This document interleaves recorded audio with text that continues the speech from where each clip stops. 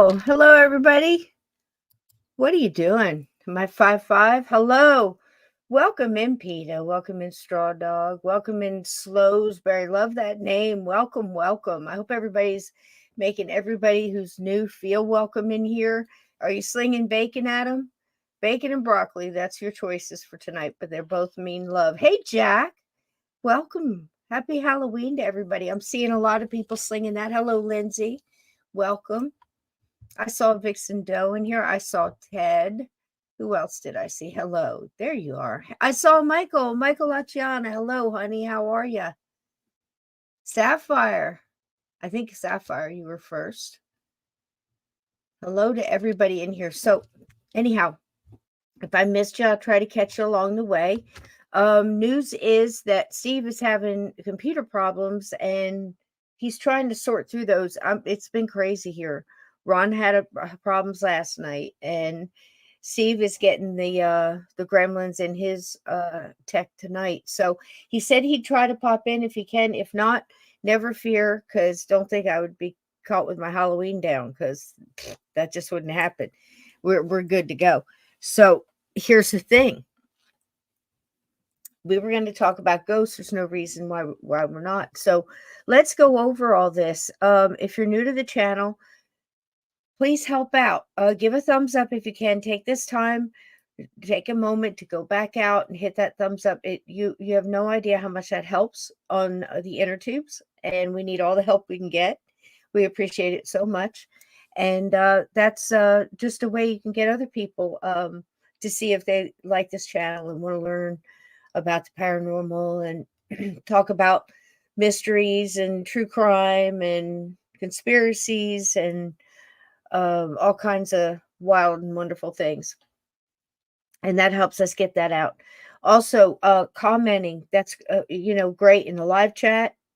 This is the best live chat you can be on tonight. I'm telling you, it's global. It's around the world. Nothing but love and light, and trying to help everybody sort, through the darkness, in your daily life and in this subject, because you have to learn to do that if you're going to be an investigator, or if you have abilities, or if you're just interested in looking for the true stories and being able to sort all that stuff out. The fake photos from and there is no foolproof way to do this. Sure, there's tech. There's things like TinEye. You can run things on the internet through. You can, I know of several different groups, one of them being Black Vault, where you can send in photographs of UFOs or paranormal subjects or whatever. And what they do, it's very interesting. They'll take one piece of evidence, let's just say that, a photograph, and they'll copy it and they'll send it out to 25 different people. None of them know each other. It's all blind study. They look at it, they give their honest assessment, they give their results, send it in, and then that person, averages everything out and comes to a conclusion. I think that's fair. 25 people, based on this or the pixels or this or that or whatever it may be. The point being, you need your filters, right? And whether that's you're using your discernment to decipher true crime, or to sort something like the Lizzie Borden case, or Villisca axe murders, or the axe murders, murder of New Orleans, the man from the train, all of those things, and 1,000 stories like it, 1,000, right?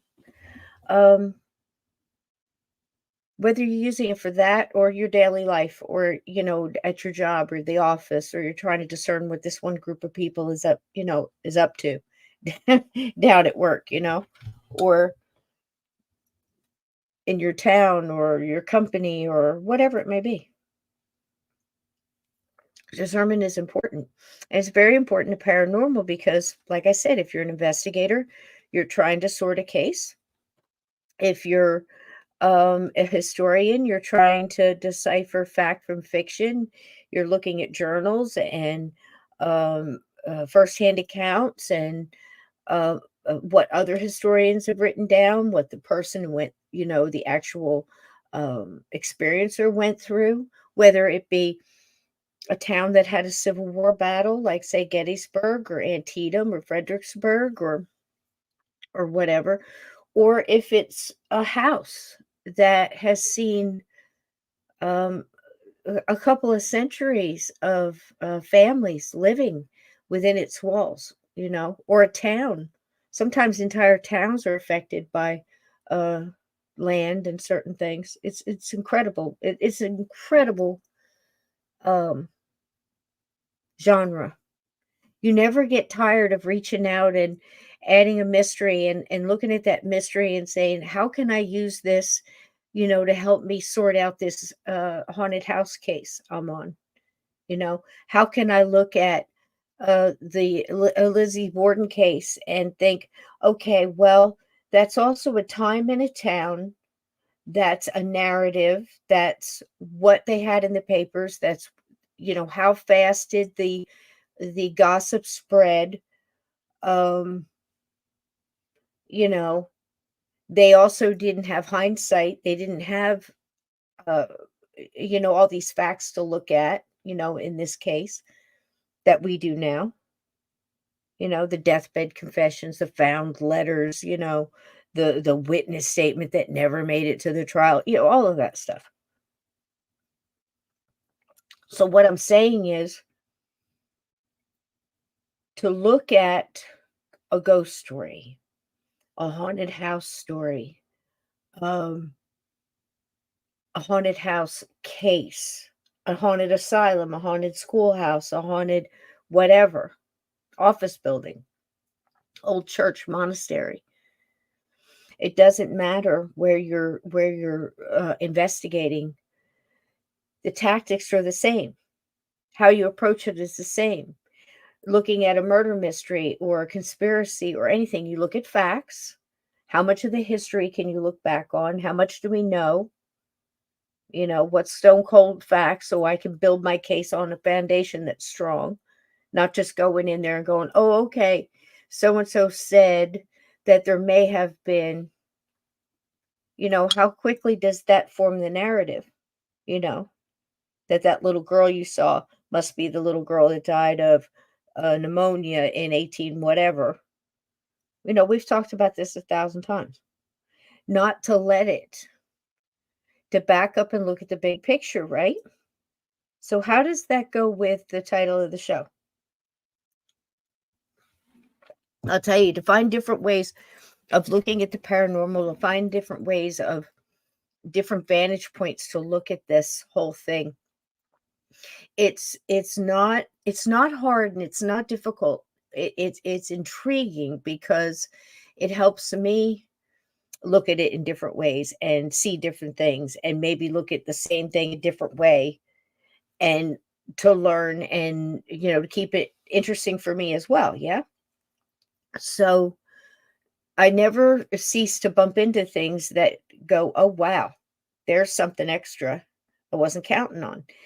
And why do we do that? Because I think it's like anything else, we get too close to it and we look at it and we get used to seeing it one way.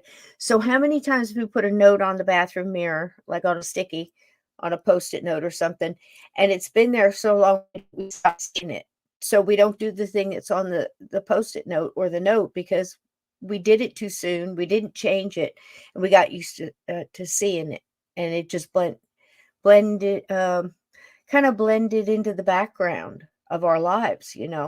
How many things do we do like that, or we don't see something anymore? It's almost like if you have an air freshener or you have something in your car or you wear a perfume or something along those lines, you become nose blind to it. You don't smell it like you did when it first came around or when you first bought the perfume or something like that, right? And how many times have you gone into somebody's house visiting your aunt and uncle or your grandmother or your grandfather or parents, whatever, and their house smells a certain way, and I don't mean bad, I mean, it has a certain smell to it that you would know walking in that that was that person's house. It might have a little cinnamon to it, it might have a little, say, an orange essence to it, for this reason or that, whatever it may be. It's all nose blind. So, I think we become that way with our senses as well. Sense blind. Does this make sense to you? Sense blind. So we have to be reminded how important our filters are and how important it is to back up and look at the whole picture if we can. So thinking about tonight, thinking about Halloween, and we've had a great time this season since September. I jumped in on Halloween September, the first week in September, been going strong ever since. There's tons of stuff on this channel for Halloween and ghost stories and UFOs and big feats and dog men's and all kind of thing. You name it, it's there. So going at this whole Halloween thing and looking at how do you bring in ghosts in a different way? And it's not that you're looking at the same old thing in a different way. That's not what I'm saying. What I'm saying is you're doing that, but you're also, am I getting everything from this that I can get from it? So am I gleaning everything? Am I sure? Can I go back over it with another way and see if I can get anything else from it? Because here's the thing. I've noticed with couple guests, and we've talked about different subjects, and we've brought up the fact that we have decades of evidence on Bigfoot, decades of evidence on ghosts, decades of evidence on insert your cryptid here or whatever. And so where are we? Well, I think it's just in how we look at it. Instead of, like I said last night to Ron, instead of us arguing about my Bigfoot did this and your Bigfoot did that, so therefore you must be lying, your story can't be real because your Bigfoot doesn't match my Bigfoot. Instead of saying, hey, they could both be big feet and just have different personalities or different characteristics or different cultural aspects or colorings or camouflages or whatever.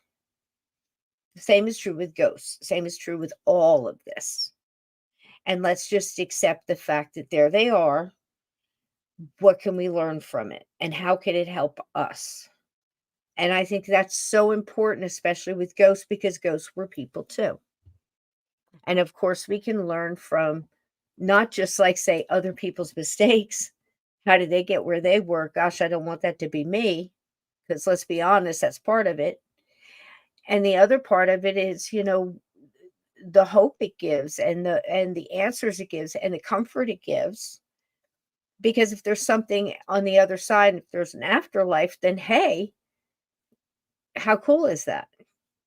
For multiple reasons, thank goodness, for my pet is happy, my loved one is okay, I'll be okay. We'll be okay, whatever it may be like that. Do you see what I'm saying? So looking at tonight and calling it ghostly tapestry, if you think about it, I know it sounds corny, but it's like it's like any teaching tactic, out there. And when we do this, we, like I said, I learn too, believe me. But if I can find it, look at this picture. Isn't this a cool picture? Now, it's kind of neat because let me see if I can get this back. How did I do this? Hold on.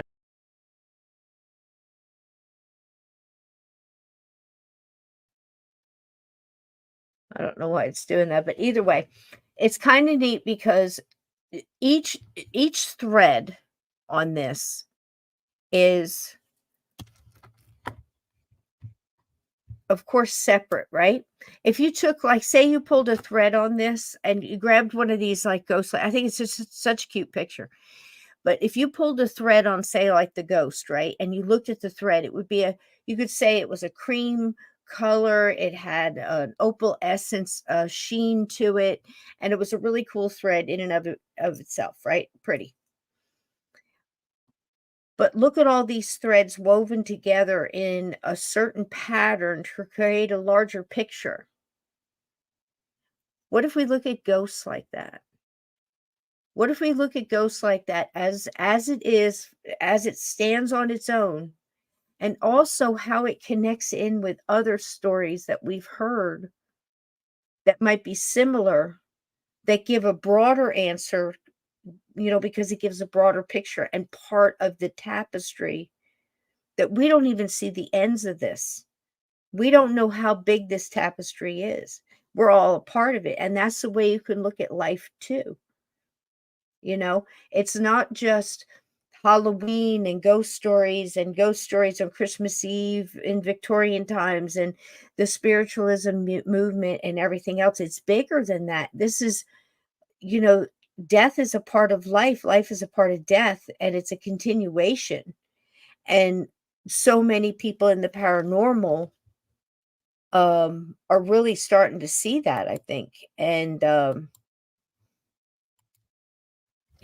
expanding on that. And I think that's what I meant tonight when I said ghost tapestry. And I've always liked to look out there and throw out what I have found along the way, goat types of ghosts, if you want to say it that way as well. So residual, or what we might think is residual. Um, Certain stories, like I always like to bring up because it's such a good example of what the hell is this? It is, in Gettysburg College, the elevator.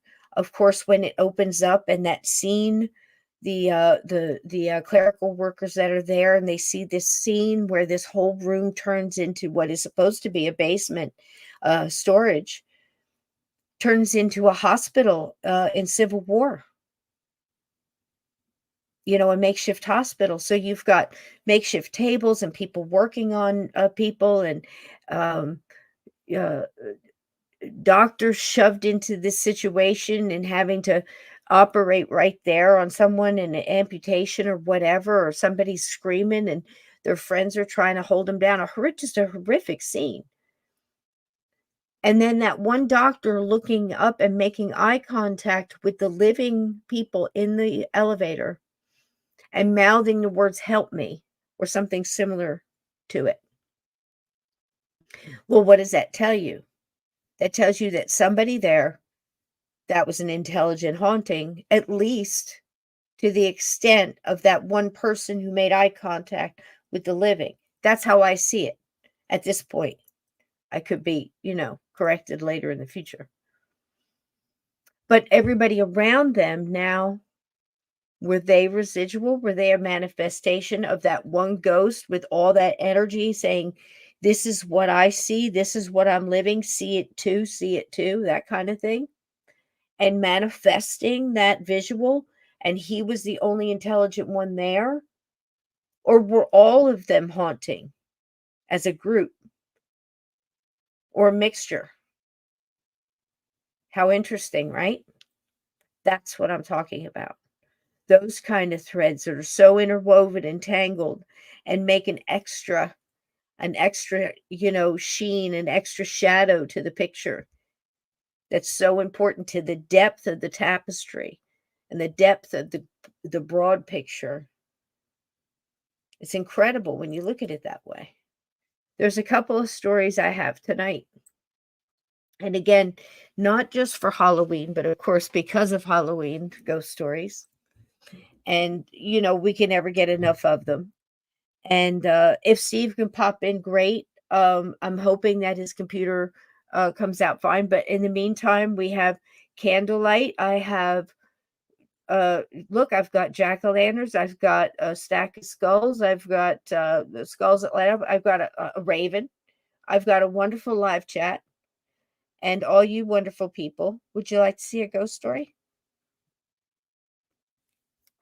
I have tea. I think I have 10 tension tamer or something tonight. Tastes like flowers. How are you all tonight? How have you been, Peta? How you doing, sweetie? It's good to see you. Mwah. Much love.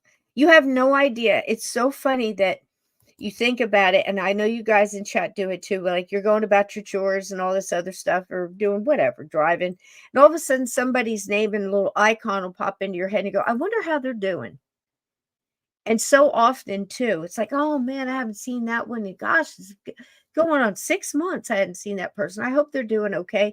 And you may hear from them again. They may pop in. I've had that happen. And years later, somebody pops in and says, oh my gosh, I've been doing this, this, and this, and I moved. And, it's wonderful.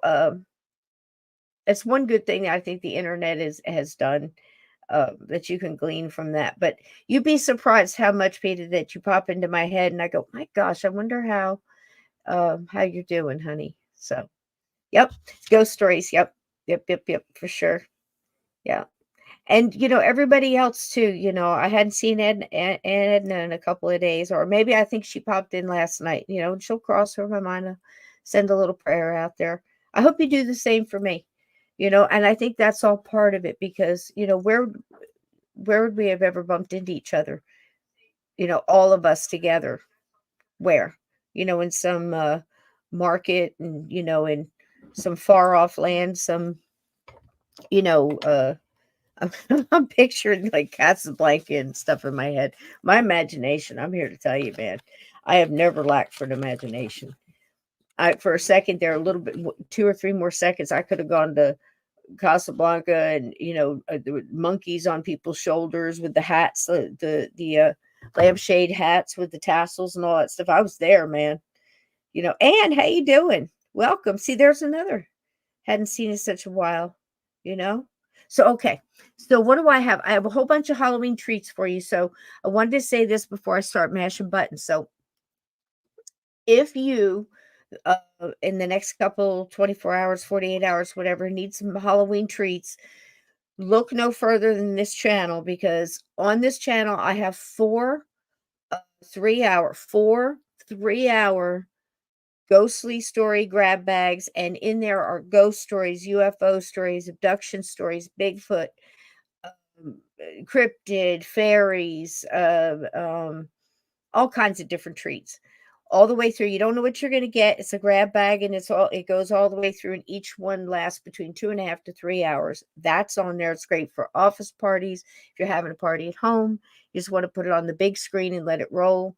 It's safe for kids, unless it depends on, you know, how wussy your kid is, I guess. Did I say that out loud? I mean, come on. There are kids that'll scream and cry at, the strangest thing. So I don't know. You have to be your own judge. That's my way of saying that. You have to be your own judge. But, they could show it on TV in the 70s. So there you go. I mean, they were they were showing out in straight up black masses in the 70s on TV. So and sharks eating people. So again, you have to be the judge. I could never tell you it was okay for your kids, you know. So there's that. Um, I've got those, yeah, so there's 4 of those, so that's a lot of hours of that. And then there's really good short things too. Like there's a fantastic rendition of The Monkey's Paw on the channel.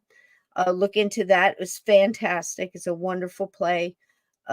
Terrific psychological kind of thriller, ghost story-ish kind of thing, and very very genie kind of deal. Love that story. Um, on there also is, if you like poetry, there's Edgar Allan Poe's The Raven. There's a great rendition of that on the channel. There's what's the other one? The Monkey's Paw, The Raven. I know there's 2 mysteries, also great. It's got great visuals with it, like old time radio and stuff. That's definitely family friendly. Just old mysteries. Shadow Lake was good. Loved Shadow Lake. That was a different kind of ghost story, and that's another one of those. Even though that was fiction now, but there are ghost stories like that where you've got a ghost, you've got an apparition, or a little play out of something that happened as a haunting. So they're playing out something that happened in the past, and you're seeing it play out in front of you now, you know, either by residual, a playback, however you want to call that, a recording in time, right? But here's the kicker. One of the people you're seeing is dead and one person is alive. I know several cases like that. I can back that up with real facts, even though that was a made up story that we listened to. And that is Return to Shadow Lake. Excellent learning tool, that one. Because like I said, even though I know that they made that up, it may or may not have been based on real events, because I've heard plenty of cases like that.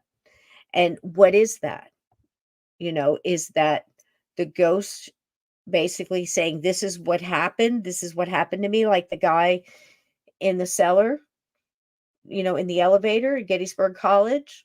This is what happened to me. I need help. I'm stuck here. Get me help. Is that what's happening? Why would he go through so much trouble to replay that and to have you see that? And like Steve Stockton says, what is he seeing?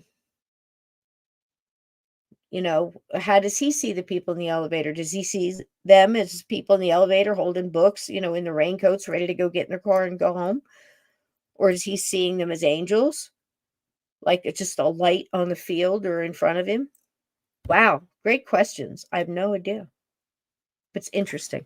So there's plenty of that. There's plenty of things on the channel, to as Halloween treats. And I think you'll enjoy them. There's something for everybody. Especially if you're driving, or if you're, I don't think people do much traveling on, it's not like Thanksgiving or whatever. People do a lot of traveling on Halloween, is it? You go into grandma's for apple pie and pumpkin pie and stuff for on Halloween. I don't know. Maybe people do. I don't know. You know, I don't think it's one of those though, but you never know how people, to me, it was always, if you, it was either being a kid and dressing up and going out trick-or-treating, or getting your kids ready to go out and trick-or-treating. And if you don't have any of that, you try to go to an adult party where they're doing some of that, or just an adult kind of deal. And that's pretty much it, unless you're going up to the mountains to dance naked at the full moon or whatever. That's a totally different deal, you know. But I don't think there's a lot of going to grandma's for pumpkin pie, is there? Maybe. It's kind of funny, but we celebrate here anyway. So that's some stuff to help you do it. Good stories. We also added one last night, which I thought was just a kicker, and that was Sleepy Hollow. I did Sleepy Hollow, wonderful LibriVox. If you love audiobooks and you don't want to spend a lot of money, go to LibriVox. These are volunteers that read these books, and this is just some guy named Chip that in 2006 recorded this and put it out on public domain, and we got to listen to it. He did a great job, and I gave him all the honors. I got lucky finding it, and there's many books, many different stories, poetry, history, even legal manuals and things like that volunteers read, and they put out there for the public for free. So there's a great source when money is tight. You want some audio books, something to listen to in the car, you got to drive or whatever. I like to learn while I'm working, or, multitasking or driving, or research. So if that helps you out, great. There you go, LibriVox. So this guy, Chip, was just a volunteer. And again, in 2006, he recorded Sleepy Hollow, Washington Irving's pretty much short story of the wonderful Ichabod Crane and the town called Sleepy Hollow, and of course the Headless Horseman. Hello, Salvador, welcome in. Hey, Daniel, welcome in. And so that was fun. I love the way it turned out, because I did a mixture of all the different representations of that story. So there's been, Ichabod Crane and Mr. Toad that Disney put out early. I can't remember what date, but I know it was very early on. And then they redid it as The Legend of Sleepy Hollow. And then, of course, Sleepy Hollow with Johnny Depp, Christopher Walken.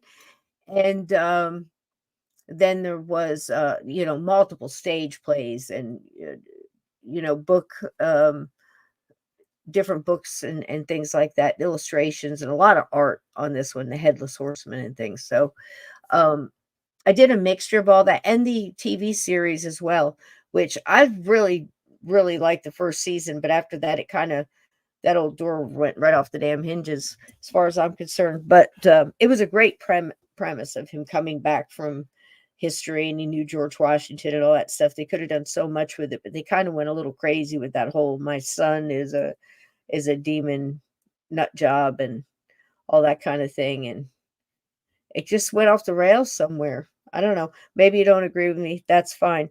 I just quit watching it after the second season. I couldn't stomach it anymore. But that was the Sleepy Hollow TV series anyway.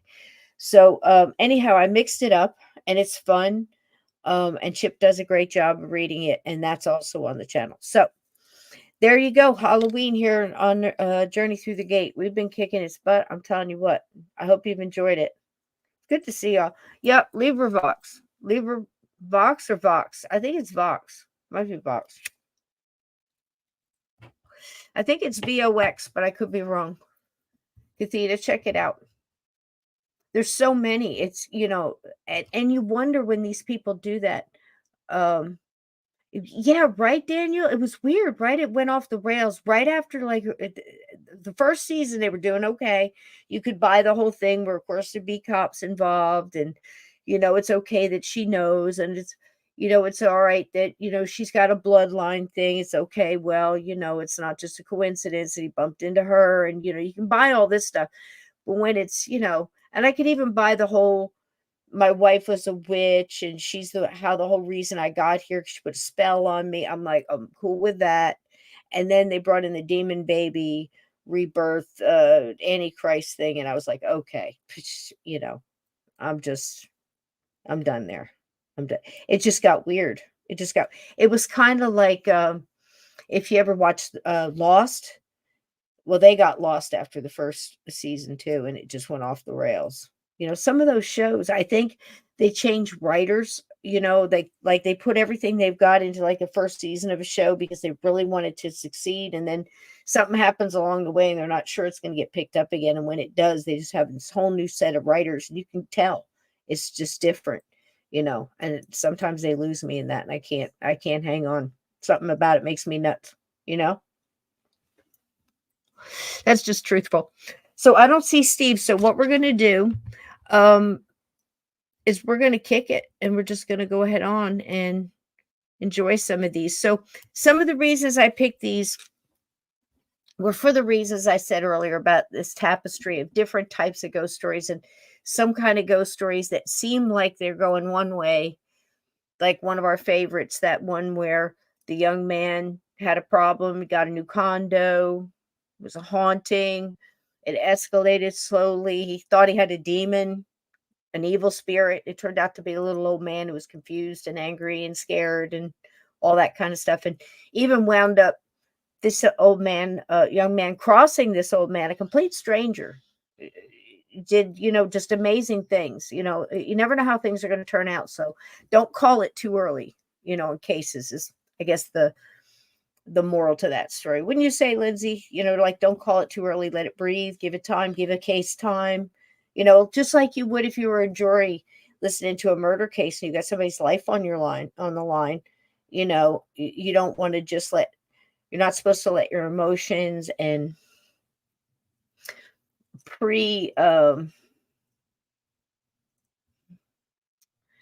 you don't want to make up your mind early about it. You're supposed to, we hope that's not what's people are doing. But look at the movie. We talked about it a couple weeks ago, 12 Angry Men.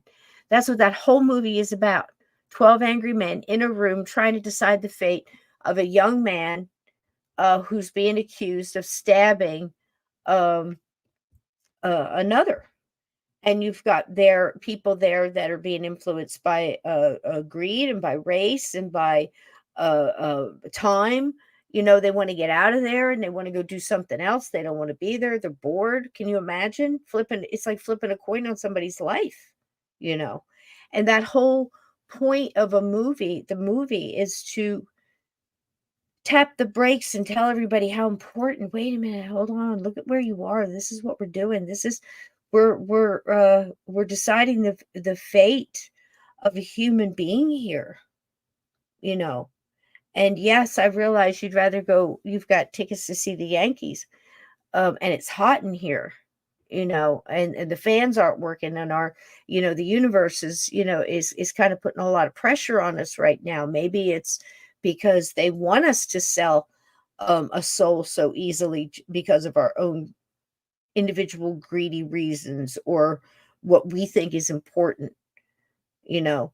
Maybe we need to back up and look at the big picture and remember why we're here, and realize this is a human being. Now let's take our time and sort through this with the evidence and facts that we have. 12 angry men in a room deciding the fate and the soul, basically, of a young man, right? A human being. How is that different from a group of people, say investigators, paranormal investigators, ghost hunters, family that happens to live in the house, whatever, trying to sort out a situation where they have a ghost in the house and they're deciding it's fate? Well, some people just want him gone. They want it over. Just get him out of the house. Tell him to stop. Tell him to stop going through my underwear drawer and throwing my bras down the stairs. Tell him to quit throwing silverware and throwing knives into the wall. It's a little unnerving. Who would? Tell him to stop coming out of the closet and scaring my kid in the middle of the night. I can't fight it. How dare it come after my children? Everybody's vantage point's different. Everybody's reason for hurrying up and getting it done is different. 12 angry men. 4 angry people living in a haunted house. Think about it. Five people just coming to investigate, to try to sort it out based on the knowledge that the 5 angry people that live in the house gave them with their own vantage point. Now you got to sort through that. This is why your filters are so important. This is why we're learning to look at the tapestry and not just the individual threads, and realize that a couple of those individual threads are twisted together to make a whole different color, a whole different texture, a whole different sheen, reflection of light, reflection of idea and thought and image. And then those are all put together and twisted together and put in a pattern to create a large picture. And you get this tapestry, the paranormal tapestry of different types of ghosts, and the way that they can work even together to create an event, or to create an incident, or to create an outcome. And how much can we learn from all these cases? It's so interesting when you look at it that way. And then when you look at it, like I said, 12 angry men judging the life imprisonment or death penalty for a human being. Well, if the living just want to get rid of a ghost and send it outside and banish it from the building or wherever it may be, and just move it on, just get rid of it, just get it away from me. How is that not similar? If we could sort that and go, hey, wait a minute, do you need help? What's going on here? Why are you still here? Why do you want to stay here?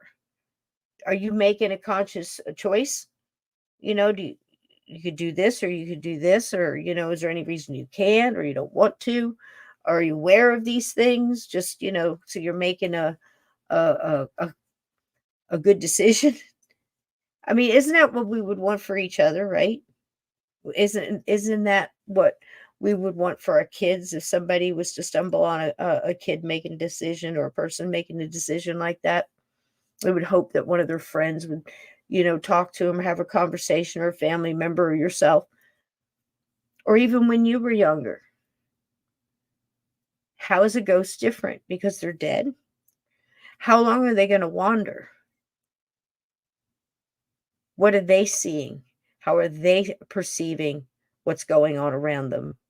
Are they suffering? Are they continually going through what killed them? Or are they stuck like that? Or are they having a good time? Are they prowling around in some old bar, smacking butts and, pinching butts and stuff like that, getting other people fighting and getting them in trouble and having a good old time and maybe jumping in and out of people, tasting a little beer now and then, a little shot of whiskey. We know what happens. Multiple cases, we know about it. So the different types of ghosts, and not just assuming one is acting this way for this reason or that reason, or because it shows some types of traits. Don't just jump to a conclusion to throw it into a category and then miss the boat on the whole thing by jumping too early or wanting to make a decision quickly because we have other things that we need to do or whatever, and not asking for help or not asking for somebody else's opinion to make sure. Because again, just like 12 people in a room, you're making a decision for the essence of a human being. And remember me telling you the story about the young ladies that were they had so much bombardment of the light coming together and them bringing all their abilities together without kind of asking for help to kind of back things off, and just getting hit with everything all at once like this paranormal tsunami kind of thing. They reacted in a way that they were kind of like promising the ghost, yeah, we'll do that, we'll tell her, we'll go do this, we'll do that, we'll take care of that for you, just leave us alone, that kind of thing. I think I kind of frown on that too, because think about that. You just promised a ghost something you have no intention on doing. Why would you do that? And why wouldn't you look at that as that's an important thing probably not to do? And how would you like it if somebody did it to you? Just stand right there. I'll be right there with you. I'll come help you. 150 years later, nobody showed up yet. How cruel is that, right? It depends on how you look at things. Does it matter? Is that something that you think about? Is it something that you've considered when you go in to investigate, and you're lining up not just your equipment, but you're taking into consideration people's abilities, and you're bringing that into the investigation. You're covering all the bases, but are you thinking about that too? How are you leaving them? Are you leaving their situation? The ghost I'm talking about now, is the ghost in a better or worse situation for you being there and investigating? Are you know, are you in a worse situation for investigating that without understanding everything that was going on, or putting up the proper protection, or reaching out and getting help in certain areas because that person might be stronger? Do those things, lean on each other, reach out there and, hey, I got a guy.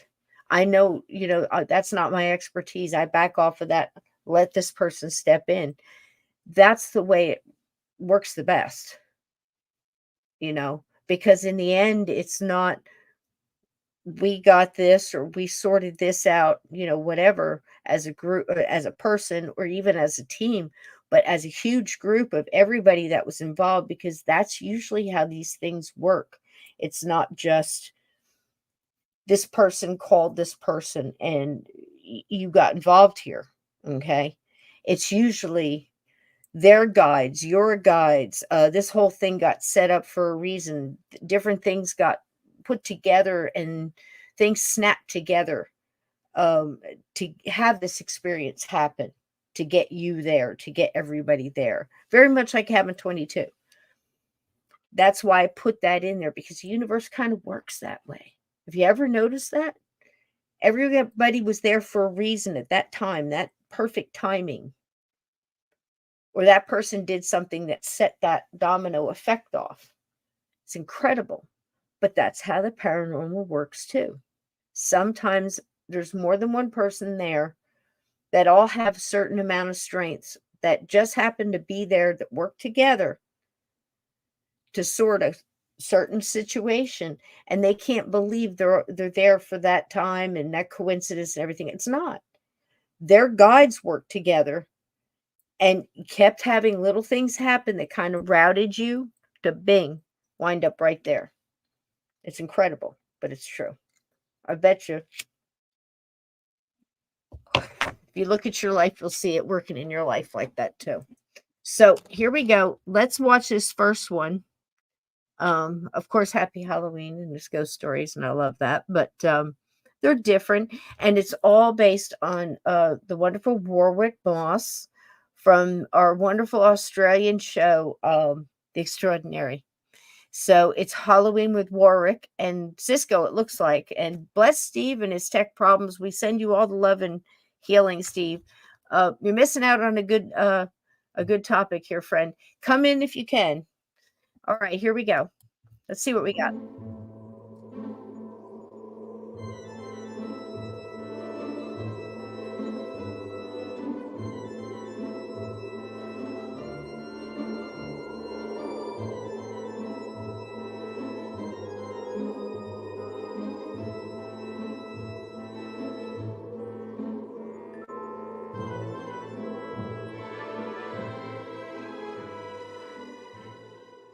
Good evening. I'm Warwick Moss. Bushranger Ned Kelly was just one of many criminals put to death in the infamous Melbourne jail. A notorious place of death and suffering, the jail was home to gruesome acts of punishment and retribution. Most of the sad souls who faced the executioner left the prison, but some may have stayed on to walk its corridors forever. Old Melbourne Jail has a harsh and brutal history. From the day it opened in 1845 to the day it closed in 1929, more than 50,000 prisoners languished behind its cold and forbidding walls. Today, it's a museum packed with macabre exhibits, reminders of the 100 men and 4 women who were sent to the scaffold here and died by the hangman's noose. A cruel but swift dispatch, according to the museum manager, Amanda Baker. The hangman would have visited the prisoner in the cell, and that's to measure their strength of their neck and to weigh them to make sure that the length of the rope was the right length so that they were hanged correctly. If the rope was too long, then the head would come away from the body when the hanging was done. And if the rope was too short, then the person would be strangled rather than hanged. And hanging was breaking the neck. It was like that. The 80s hair, though. Among those the who 80s. met their end in Melbourne Jail was Australia's most famous, or infamous, bushranger, Ned Kelly. He walked these dark, dank corridors for the last time on November the 11th, 1880.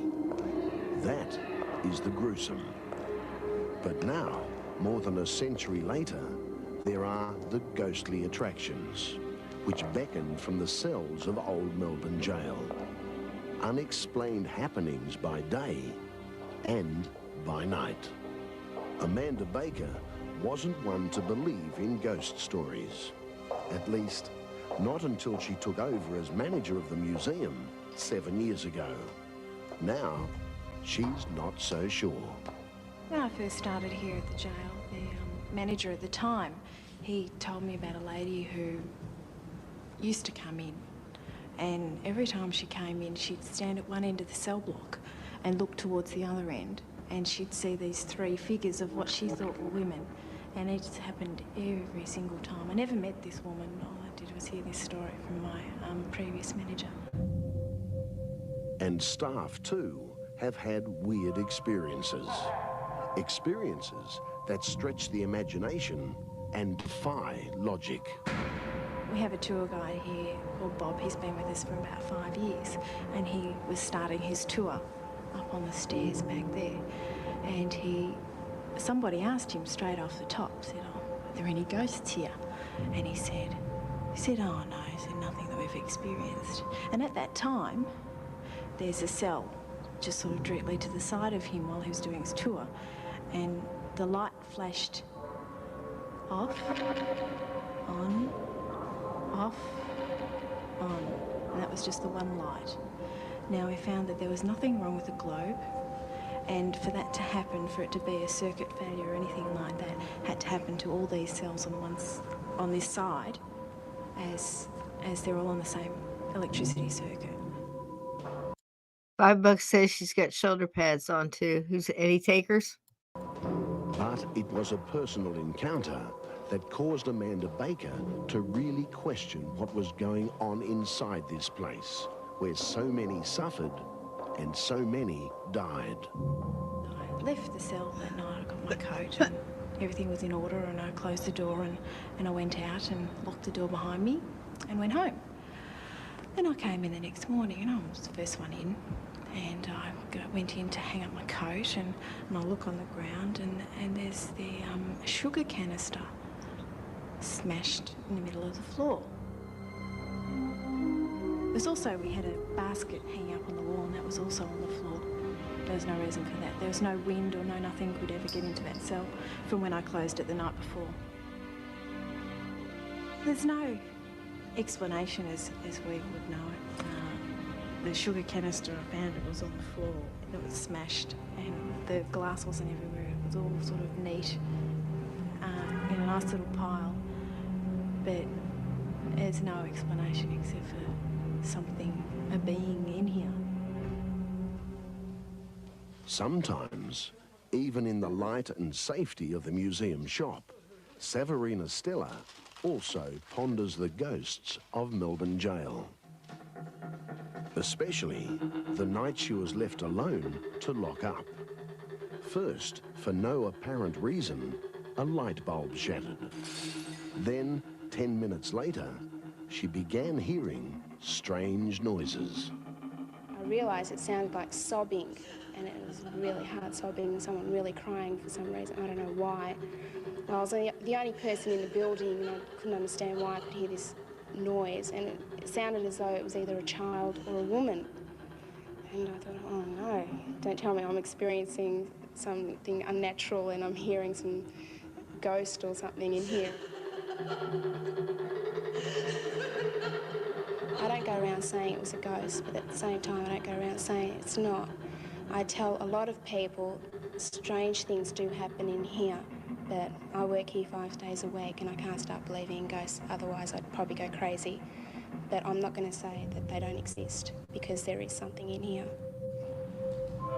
Monique Weir also believes there could be something or someone lurking in the jail. And maybe she has the evidence to prove it. Monique is a keen photographer and saw the old prison as a perfect subject. On the day in question, she was absolutely certain she was alone in this section of the cell block.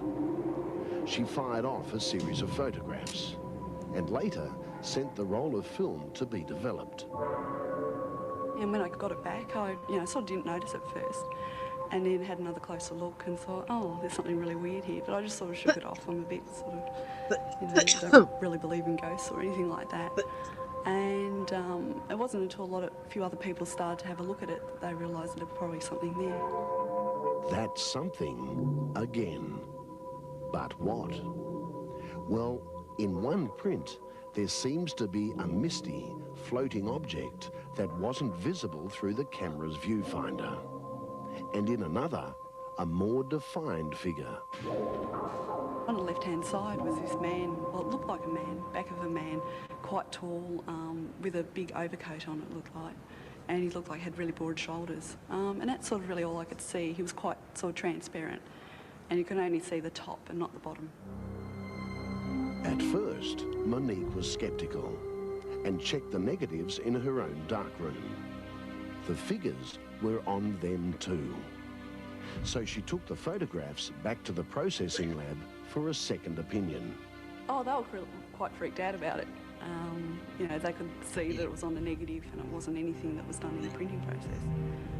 Yeah, they were really quite freaked out. When the old jail finally closed 65 years ago, no doubt there was a collective sigh of relief amongst the caring souls of Melbourne. A hope that the days of torture and brutality were over, dead and buried, like so many of its former inmates. But now, there are those who wonder whether the echoes of those days don't still resound through the cells in this notorious building. It is definitely a strange place. It's a beautiful building, but it is a very strange place. There's been a lot of suffering, a lot of pain, a lot of death in here. There's got to be something in here. There definitely is. I'm not saying Ned Kelly's floating around or anything like that, but with all the pain and suffering in here, there's got to be something.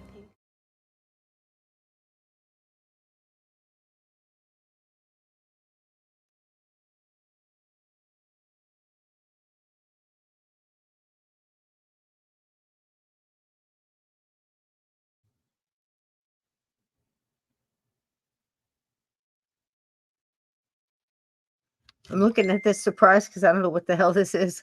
I forgot all about that. Oh, okay, here's another one. Good evening. I'm Warwick Moss.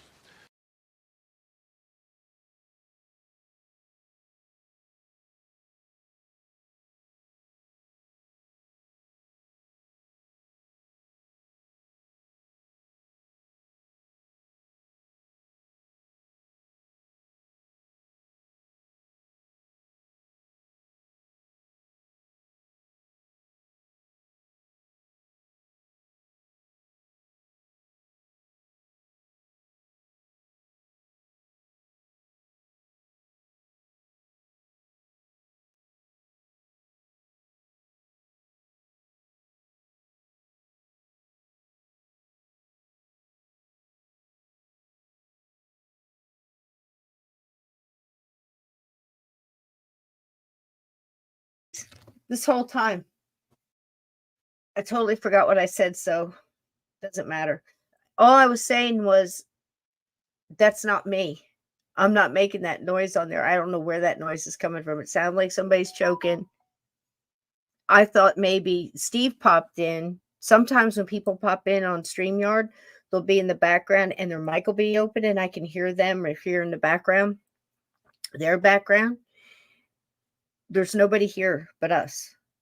And that wasn't me. So that's pretty wild, right? Yeah, I know. You got sound now? Am I 5'5" now?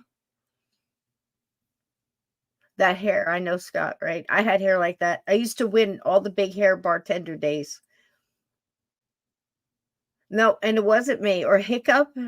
Yeah, it was, right? Froze. It sounded strange because I'm thinking, is somebody, I thought it was the chick. Somebody was throwing up at the prison. It sounded like somebody was throwing up in a cell. I'm like, did they hear this? I'm like, it's not on there. I went through a whole thing. And then I thought, okay, is it somebody in the, nope, nobody's in the green room with the mic open. And I'm thinking, okay, I'm not getting sound over here. All the mics are shut off. It's not coming from here. I thought it was just in my, in my headphones. But if you guys heard it too, that's crazy. Wasn't me. Wasn't me. So wild, right?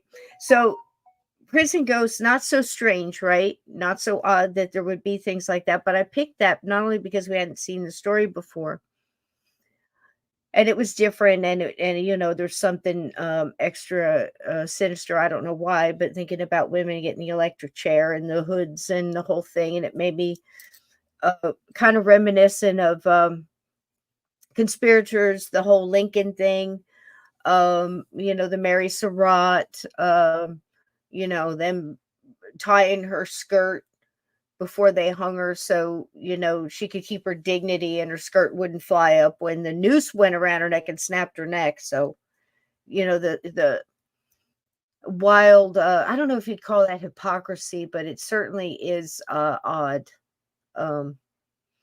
It might just be the very definition of irony, depending on how you look at it. Um, very strange, that whole thing. But when you think about prison walls, the physics of the whole thing, is it quartz, limestone? What is it? Stone? Is it old castle, dungeon? Old bars. I've sat in several haunted bars, most of them stone, all of them very active. Same premise of this whole stone tape theory, yeah. And then you've got you have that on top of years and years and years of a person confined to a small space, the same space over and over and over again, all those feelings, the angst, the emotions, the anger, the depression, the fear, um, uh, name them all, over and over and over again. Oh, tea money. Thank you, Scott's Life. Oh, thank you. How sweet. Oh, how nice. What a nice thing. I shall buy tea. I shall buy tea. The great tea. It's so funny that I'm thinking that my boss just asked me like 2 days ago, I think it was, about to explain to her what happened at the Boston Tea Party. It was a cool day. I'm like, you really want to know? I was so excited. I'm that kind of geek. I was like, wait a minute, what? Let me put my stuff down. Let me get a stool. Let me do this a proper job, And it was kind of cool. But that's what you reminded me of when I saw tea money. So thank you very much. I shall use it for tea. Tonight I have tension tamer. It's got catnip and chamomile and ginger and some other wonderful things. It tastes really good. Um, it's extra flowery, but with a hint of mint. And I think most of that is coming from the catnip, and I think there's some spearmint in there too. You could definitely taste the spearmint. I will use it for tea. Thank you so much, Scott. I appreciate that. I'm most proud that we really enjoyed. Thank you again, sweetie. Cabin 22, and it was so much fun to watch you get to listen to that for the first time. And if you haven't heard that, the whole thing is in a playlist from the prequel all the way through. I think it's 9 videos. It's 15 hours of a haunting novella. I guarantee there's something in it for everybody. But it was so much fun this Halloween. It's a tradition. We do it every year. And Froze Moment said we should throw in the Sleepy Hollow too. That was fun. But I don't know if we're going to do it as a tradition, but we are going to play it again tomorrow night. I put it together so it's nice and clean, and it runs through good. And so Sleepy Hollow will play tomorrow night at 9 p.m. Eastern, and I'll be in the chat with you guys. So that should be, if you are trick-or-treating with little ones or doing it yourself or whatever. I know there's some people that, some adults that kind of sneak in that trick-or-treat and stuff. But or at the very least, buy extra candy and put it in the bowl and do that little secret bowl dive and stuff. Get all the Reese's peanut butter cups and the Snickers and the paydays and stuff out. But so anyway, if you go through your kids' candy, get some extra candy for yourself. Get some nice dessert wine or something, put your feet up, or get your hot cocoa with a little Southern Comfort in it, or nice ice cold beer, or some coffee, whatever. Curl up and listen to Sleepy Hollow. The nice gentleman who did that, the narration on that in 2006, Chip, for LibriVox, it's an amazing job. And I just threw some visuals up there. It's really fun. I love the fact that I decided to mix it. So it's got a little like of each thing, like I said earlier. So it'll be available tomorrow if you hadn't seen it, or if you just want to top off your Halloween with a little extra nostalgia and a little bit of fun and some smiles. I think it turned out really good. It's definitely make you smile along the way. And heck, If I can make somebody smile, shoot, that's something, isn't it? So why did I pick that ghost story? Well, like I said, for all the reasons I mentioned, but it's also because, do you think a lot of this,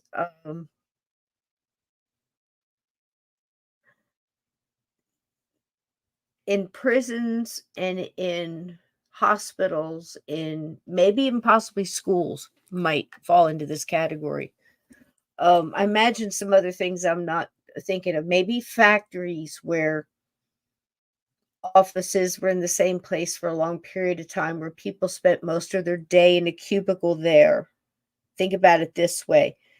Do you think because certain people spend most of their time in a space,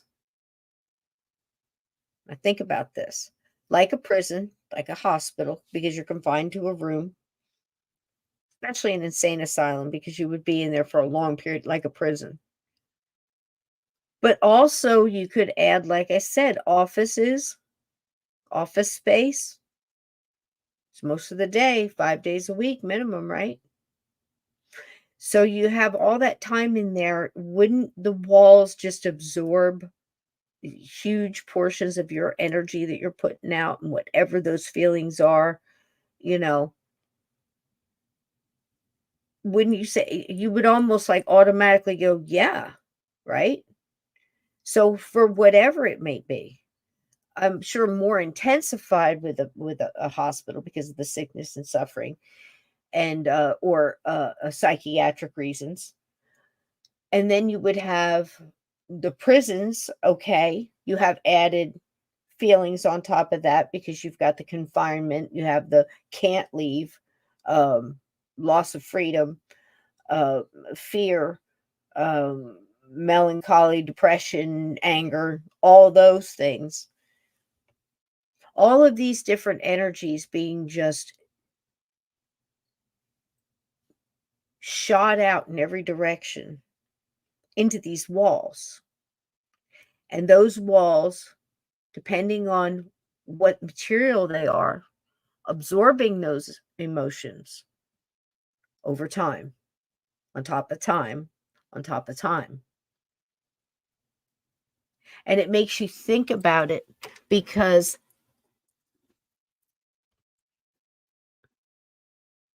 I think I'm back, Scott. I think you might be a little bit just a titch behind us. But it wasn't profound. Paranormal gibberish. That's what the show's all about. But I appreciate your enthusiasm where my gibberish is concerned. But anyway, it makes me think, because again, if we stop putting everything in categories, the tight ones anyway, and we broaden those lines, and we think, okay, for the same reasons a prison would be haunted, so would an office building with the cubicles. I'm good now, Ted. Thank you. 5-5. Thank you, baby. So it's interesting to think on those terms, on a learning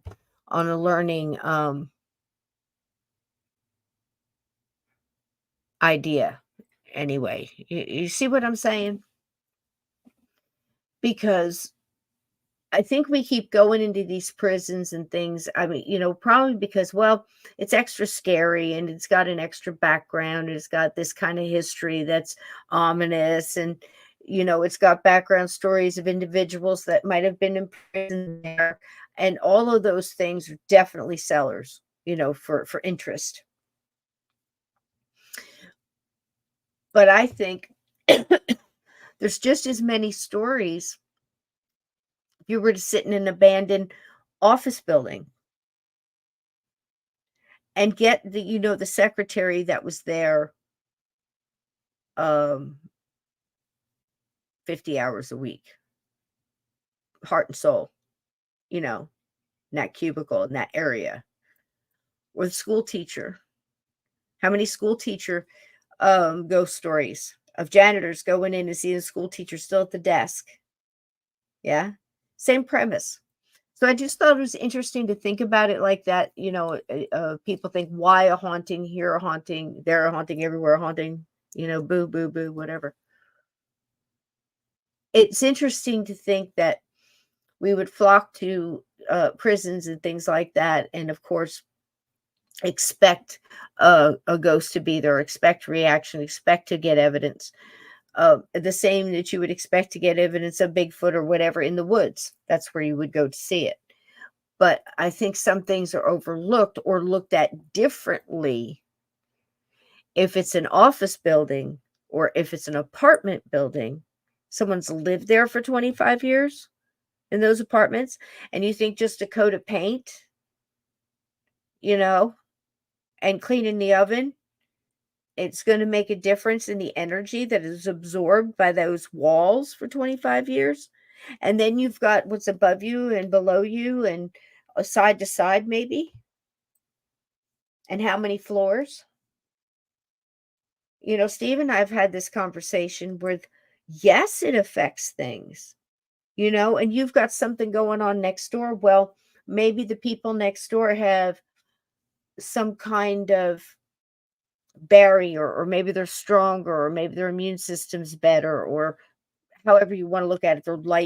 Their shield is stronger. Their natural aura is stronger, a better barrier for the negativity. So it goes through the walls and hits you, comes over to your apartment, and you're going through, you and your girlfriend, or you and your boyfriend, your husband or wife or maid or brother, sister, whatever, had an argument, and you're all hurt, and you decided to do a couple shots and, yell at the TV for a while or whatever. You're on a special level of vulnerable right now.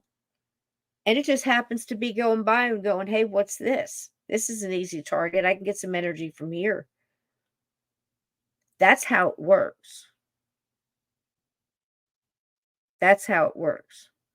So I guess what I'm saying by bringing in the whole prison thing is, too, for the same reasons that prison would be haunted, that we would have no problem understanding why ghosts would still roam those halls and those sit in those cells and still have essence of them so strongly present.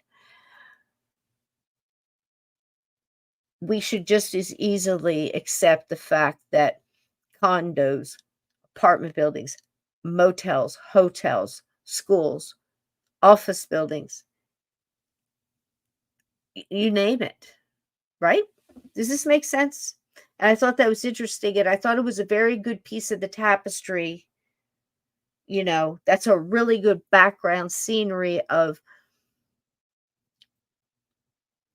we have to allow ourselves to back up and again look at that whole picture, because if you're looking at the thread too close, then we're spending too much time looking at these other threads that are pretty much going in the same direction and pretty much the same part of that picture, just a different shade of the same color to give it depth.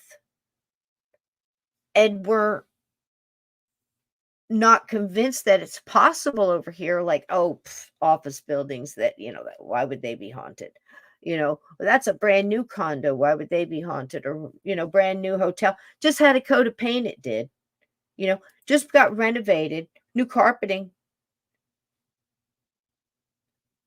And not accept it that quick, just like we'd accept a prison being haunted.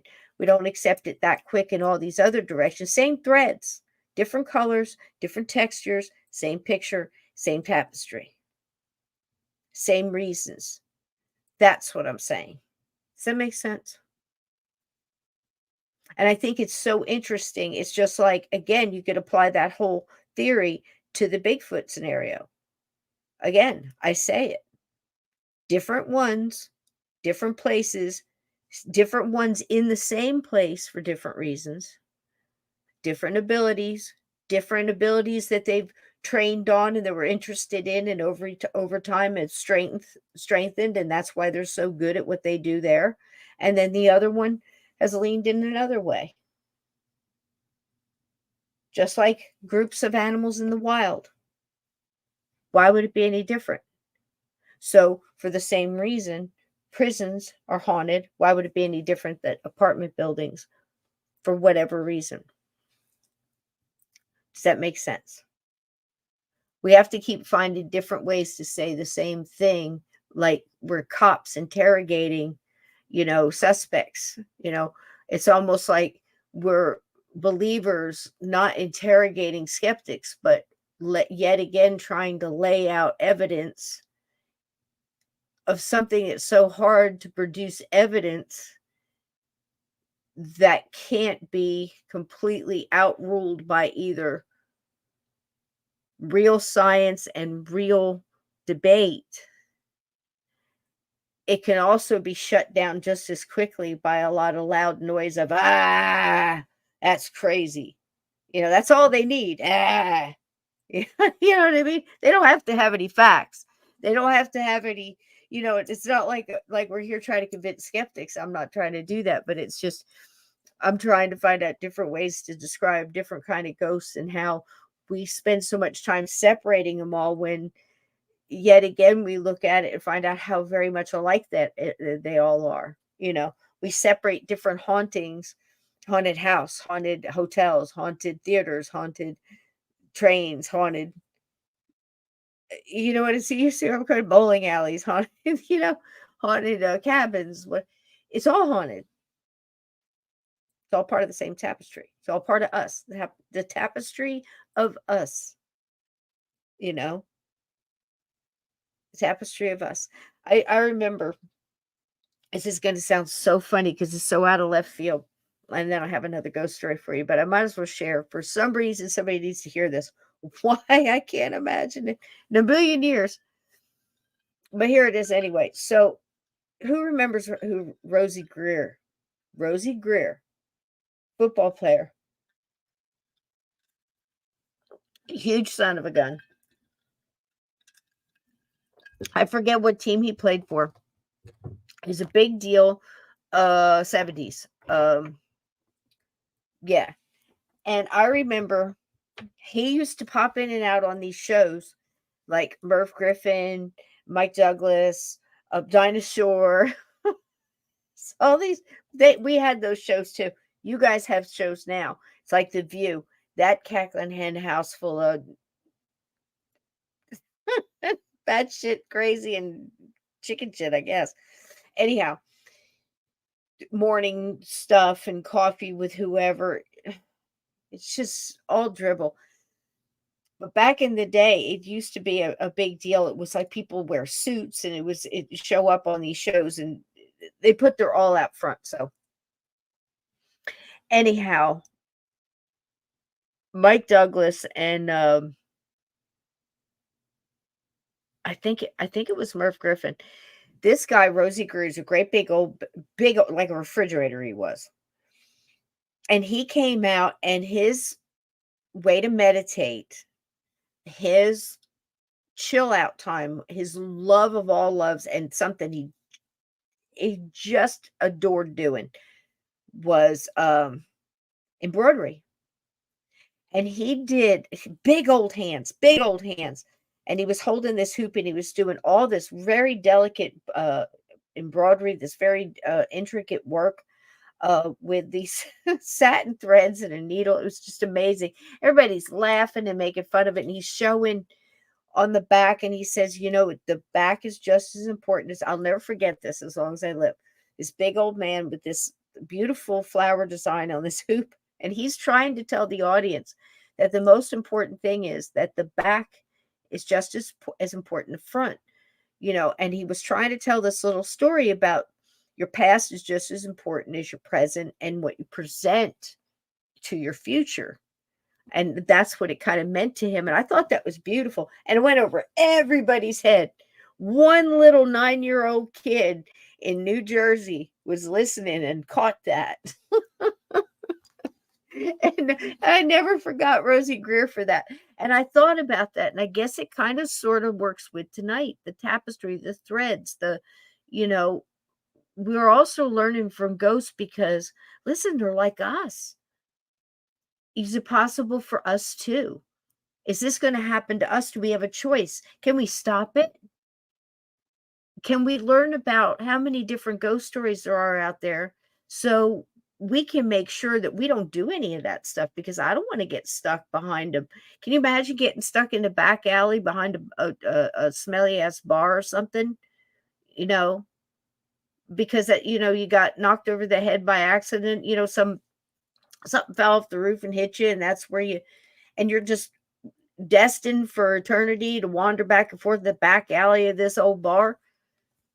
Can you imagine out by the garbage cans? This is your eternity.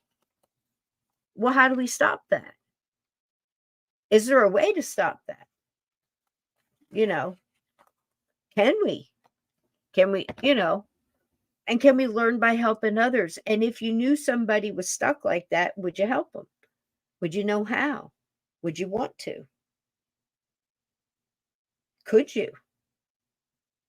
They're all good questions, right? That's what we're talking about. I know it sounds like I don't know, and I probably don't. I don't know why the hell you're listening to me. I don't know, because we have a good time, right? I'm probably steering you completely wrong, but it makes sense to me, right? Everybody struggles with the details. Everybody, instead of enjoying the details, well, you know what I mean? People who are struggling. I don't mean everybody, but definitely everybody of the people that are struggling, trying to wrap their heads around this and trying to. No, I see. Listen to me. I've heard people, when I was talking to Lynn, there's a person, I won't name names here, that has been interviewing people for, I guarantee, going on 25 years, and still acts surprised at the smallest minute detail about a ghost. Really? They can do that? You've been doing this 25 years. I've personally heard you interview people that said that ghosts do that and more. And every time you hear that, you say, really? Can they do that? You're not fooling anybody. And it's annoying, right? Have we not moved on after 25 years? Have we not learned anything, at least about this? Something this important.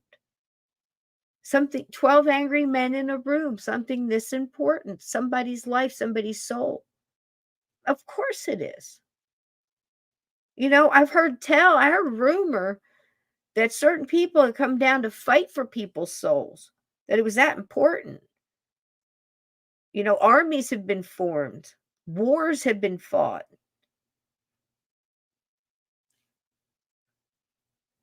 Countries won, lost, won again, lost again, split up, won and lost those too, over and over and over and over again.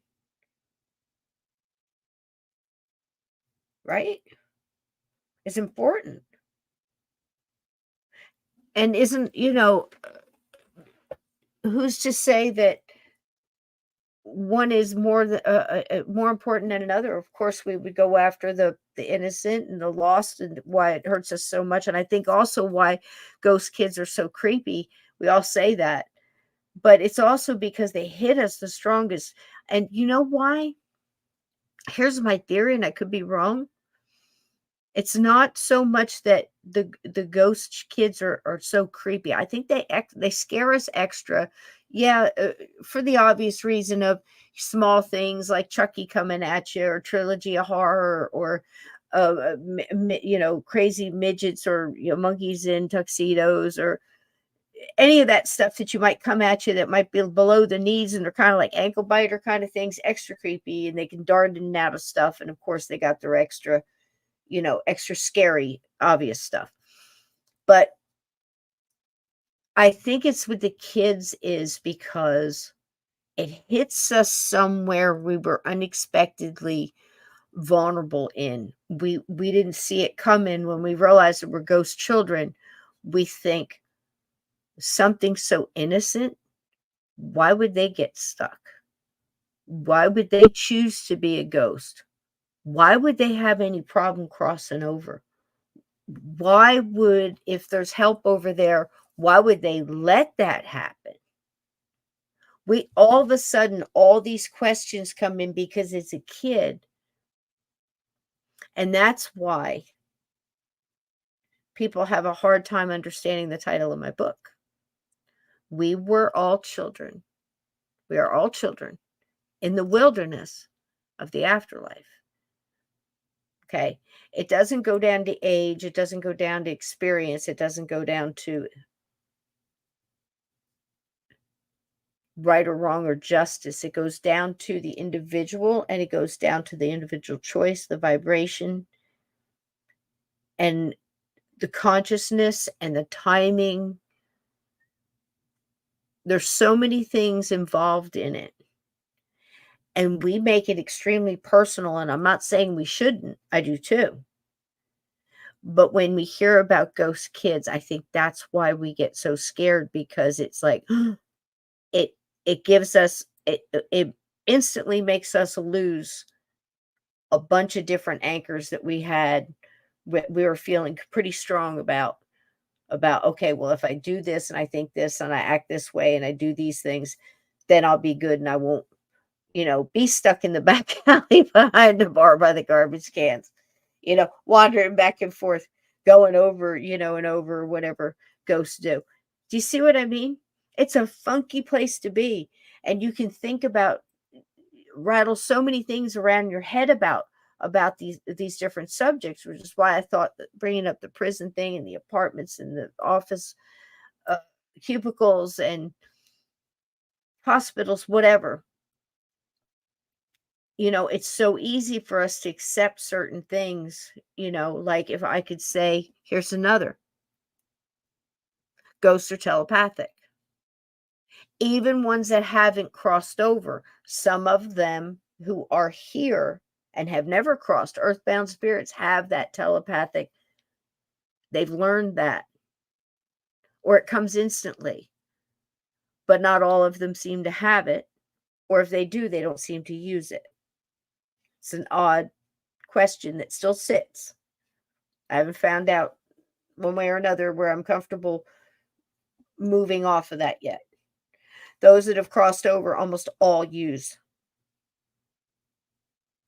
telepathy to communicate. Their voice, all the inflections, everything, it's all them, but it's all telepathy. So it's so simple for us to, as people who believe in ghosts and people that are learning about ghosts and people that are genuinely interested in learning even hard to accept things about ghosts. I know I've had to accept some things, right? It's easy for us to accept that and like, oh yeah, well, that makes sense because, they've crossed over. But now, hey, how come some earthbound seem to be able to do it? I don't know. Why some of them just bang cabinet doors, why some knock on doors and some walk through it. I don't know. I don't know. I don't think it's anything because they can't or have to. It's like people say that all the time. Why do they knock on a door if they can walk through it? I don't know. Maybe some can, maybe some can't. Maybe they don't know they can. Maybe they don't want to. Maybe they're just throwing that sound out because they remembered this is what it sounded like and they want to project that to you. I don't know. There's so many different ways that can go. But if you're open to the fact that it can go that many different directions, now you're getting there.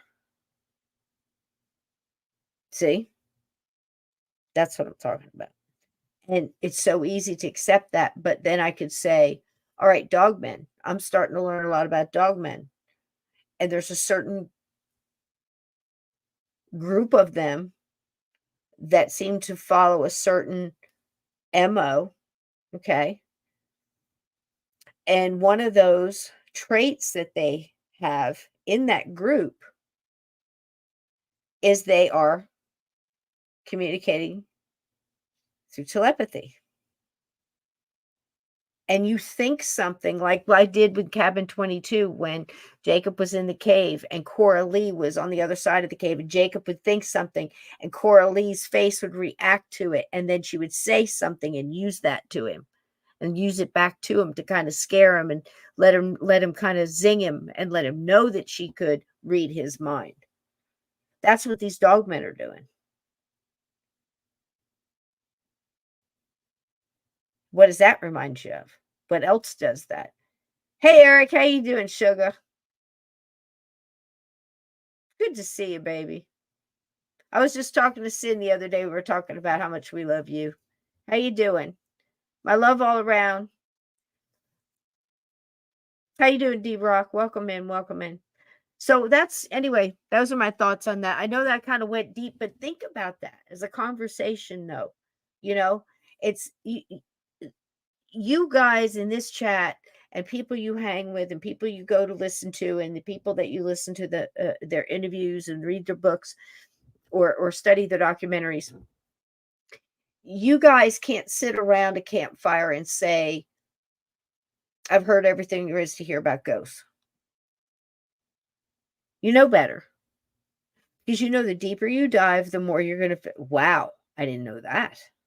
That's an interesting way of looking at that. Wow, that tapestry is a little thicker. I didn't see that gold thread running right by that teal thread and that turquoise. Look at that. No wonder it's got that glisten. I didn't realize it was that because you took a closer look at the tapestry. You looked at that. You might, don't pull on the threads. That's a whole different show. You start pulling on things and it starts falling apart. Don't pull the threads. What did Granny always tell you? Burn it, tie it in a knot, cut it, don't pull on it. It'll run. We don't want that. But I think it's cool to look at it that way because it's much like life. It's just another way of saying we all have puzzle pieces. We don't know what the puzzle pieces are. We're not sure where they go. We think they go here. We're forcing it, whatever. Everybody's got their tactic. We're bending it back, making it work. And then we back up and we look at it and we look at some of the other pieces and listen to somebody else's description of what they have. And we start seeing ours a little different. Oh, maybe, yeah, but it goes this way. I was right, but it had a little twist to it. Okay. I don't have the cover to the box. Well, we don't have the whole tapestry. We've got a real close picture and we might be able to see some clear pictures in it. But it's not just that one thing. It's not just global. It's all time since time began to where time ends. Where are you on that spectrum? You see, and how big is that? You see what I mean? And within that are these little gems of interesting information about what happens to a soul and how important it is that to fight for. As I said, wars have been fought. Villages, towns, countries wiped out, traded hands, taken over, split up again. Religions born and exiled. Right? Flags raised and lowered, torn down, burned, raised again over souls, over gods and religion. The right to an afterlife, the right to enter into. Right? The right to keep away from. My side is correct and your side is, my side is going here in the good stuff and your side's going here because you think this, because you do these things. And although we're both doing the same thing, I'm going here after doing it and you're going here after doing it because of the way I think.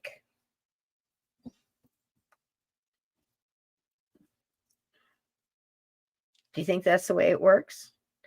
Or do you think it's as important as that one soul wandering around behind this hole in the wall bar out by the garbage cans because he was unfortunate enough to have, I don't know, something fall off a plane, fall through the sky and whack him on the head as he was taking out the garbage?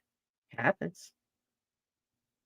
And he didn't know what happened and he was in a bad place and he was sad about his job. He didn't want to take out the garbage and he was breaking up with his girlfriend and he was a little drunk. He snuck a few beers that night. He was a little off. Is that why he's stuck? Would it be fair for people to come in and make that decision without having him say that, or having higher elevated beings come through and say that's why he's there? Would it be fair to us to jump to those conclusions about, this garbage can man, right? Or with further research and more filters and more different vantage points and more conversation and discussion about it, did we find out that no, none of those reasons is why this man is here wandering this back alley over and over again and is trapped there? He's trapped because of this. Enter your reason here. He knows he's dead. He knows this alley. He knows if he goes back and forth and he repeats over and over, time means nothing to him. He thinks he's been here 5 minutes. He's been here 10 years. He's this mindset.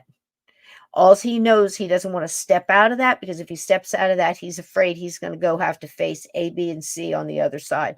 And that's why he's ignoring the people that are calling him to cross over or similar to that. That's just one scenario. Do you see what I mean here? How important that is, not to jump to the conclusions. Just, okay, well, this fits. I don't have the cover to the box, and I don't know this guy, Joe Schmo, but all I know is he's hanging out by the garbage cans. Oh my God. There was a guy, something fell out of a plane and hit him in the head in 1965. And this is why, and he doesn't know he's dead. Margaret, he doesn't know he's dead. Get the sage, get the candles, Margaret. We're going to cross this man over, because he just doesn't know. He doesn't know he's dead. And we're just going to go tell him. We're going to make up his mind for him, because he doesn't know, Margaret. And we need to go and fix it. Just somebody asked, hey, dude, do you know you're dead? What's the deal here? What's this about the garbage cans? Why are you still here? Are you the guy that, the thing fell out of it? No. That was years before me. I was walking out here and, this car ran the red light and hit me while I was taking out the garbage. I'm not even that guy. I don't know why people keep calling me that. It's annoying. I just ignore them and I move on. It's just over the years you get used to. This is the kind of stuff that really happens. This is the kind of mindset, you can deal with if you break through. In some cases. Does this make sense to you? It's a whole different thing. And here you are, you're forcing whatever. Ask them, communicate, ghost whisperer. This is what you need. I know it sounds so funny. It's so cliche, but it's so true. Why not? You talk to everything, right? Shit, we're the type of people that talk to birds that we're feeding in the bird feeder, and, our dogs and cats and everything else. And why don't people talk to ghosts? They just go in there, force their way. Or why would people do that? And just assume, because it's usually so different than even well-meaning people are trying to put together. Oh, I know it's Susie, because she died it was terrible. They had the fever, it went through the whole town. They lost a lot of people. There was only one doctor, and he tried, and then, Susie's mom jumped in before you know it. And sure, she felt so bad because she was out helping somebody else and her own children had it. And, there's this great big story, and that's great. And I'm not making fun of that. I'm saying we get caught up because it's a story. How many of the untold stories that, again, just don't get told? And don't get even uncovered, because we've already told the story. We've already come to the conclusions. We've already gone to the table. We've gone into the jury room. We know we're getting our $5 a day. We got to get out of here. We got tickets to the Yankees. We got some other stuff we got to be doing. I got to go home and cut the grass before it rains, whatever. I got to get out of here. Let's hurry up, make this decision. Kid's guilty. Did you look at the evidence? Did you ask about the evidence? Did you research the evidence? Do you believe the evidence? Or you just making a decision ahead of time before you ever got in the room? That's the paranormal too. And I think that's why mysteries and true crime and things like that, and digging into those things and discerning through those things, can really help us in discerning the paranormal as well. Does this make sense? And why it's so important? Maybe just look at it a different way, because we're spending so much time. Oh, well, this is a new house. This is a new here. This is nothing happened here, you know? And there's so many different ways that ghost could be there. It came in with you, came in with the furniture, came in with the people living there, uh, attached to the land, the car accident down the street, came in with the maid that works there, that used to work there years ago and decided to hang out because it likes your brand of mustard better or something, whatever. We got to stop putting these barriers that say this can't or it shouldn't or it won't, because it often does and can and will. Make sense? Cool beans. Happy Halloween. I love ghost stories. Don't you love ghost stories? Here's another one. Ghost stories usually are about the dead. They concern spirits True that statement. have not passed over to the other side. Restless spirits that linger here on earth. But there's a man who has appeared as a ghost to his family and close friends, whose story is hard to ignore. You see, this man, this ghost, is very much alive. The story of the living ghost begins in Lima, Peru. Maria is 7 years old, and it's an exciting day for her. She's just won a medal for her schoolwork, and she can't wait to show it to her favourite uncle, Uncle Louis. As Maria approaches her grandparents' home, she sees her uncle in the distance. Or does she? He opened the door into the garden of my grandparents and went inside and closed the door. So I walked in and I immediately ran into the kitchen, as I usually do, but this time instead of saying hello, grandmother, I said, hello, Uncle Louis. And there was no Uncle Louis there in the kitchen. So my grandmother says, well, he hasn't arrived yet, dear. And I says, but I just saw him come in. Years later, in a beachside suburb of Sydney, Australia, another child has an alarmingly similar experience. The boy is Ladi Mauer. It's a winter's afternoon, the height of the football season. He and a friend are practicing in the garden of Ladi's house at DY. And we were playing out in the front yard, and I saw my dad coming up the street, coming home from work, and I said to myself, you know, my dad's coming home early. So he walked past us, and I said, hi, Dad, and he didn't reply or didn't say anything, and he said, no, hi back. And I said hi again, and he didn't answer me. He walked past us, and he was very concentrated on what he was doing. I thought to myself, that's odd. So I thought I'd follow him and greet him inside.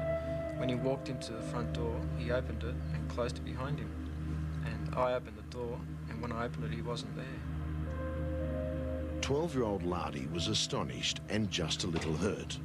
Why had his father snubbed him, and where was he? He searched the house, but failed to find an answer to either question. There was no sign of his father, even though he'd appeared so clearly just minutes before. So I said to my mother, which she was cooking at the time, where's Dad? And she said, at work. And I said, no, he's not. He should be somewhere at home, because he just walked past me. And she says, no, your father's is at work.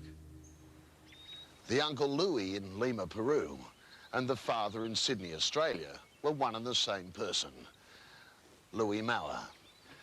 At first, you might think that 7-year-old Maria and 12-year-old Ladi saw his ghost, even though the sightings were years apart. But no. You see, Louis Mauer was very much alive then, and he's very much alive now. Well, if somebody phoned and said that they just saw me wandering into the house, I'd say, all right, that's my wandering ghost. but it's not me.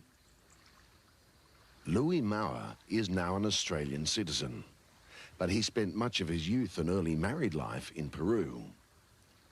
Both he and his son Ladi cannot explain how he can seem to be in two places at once.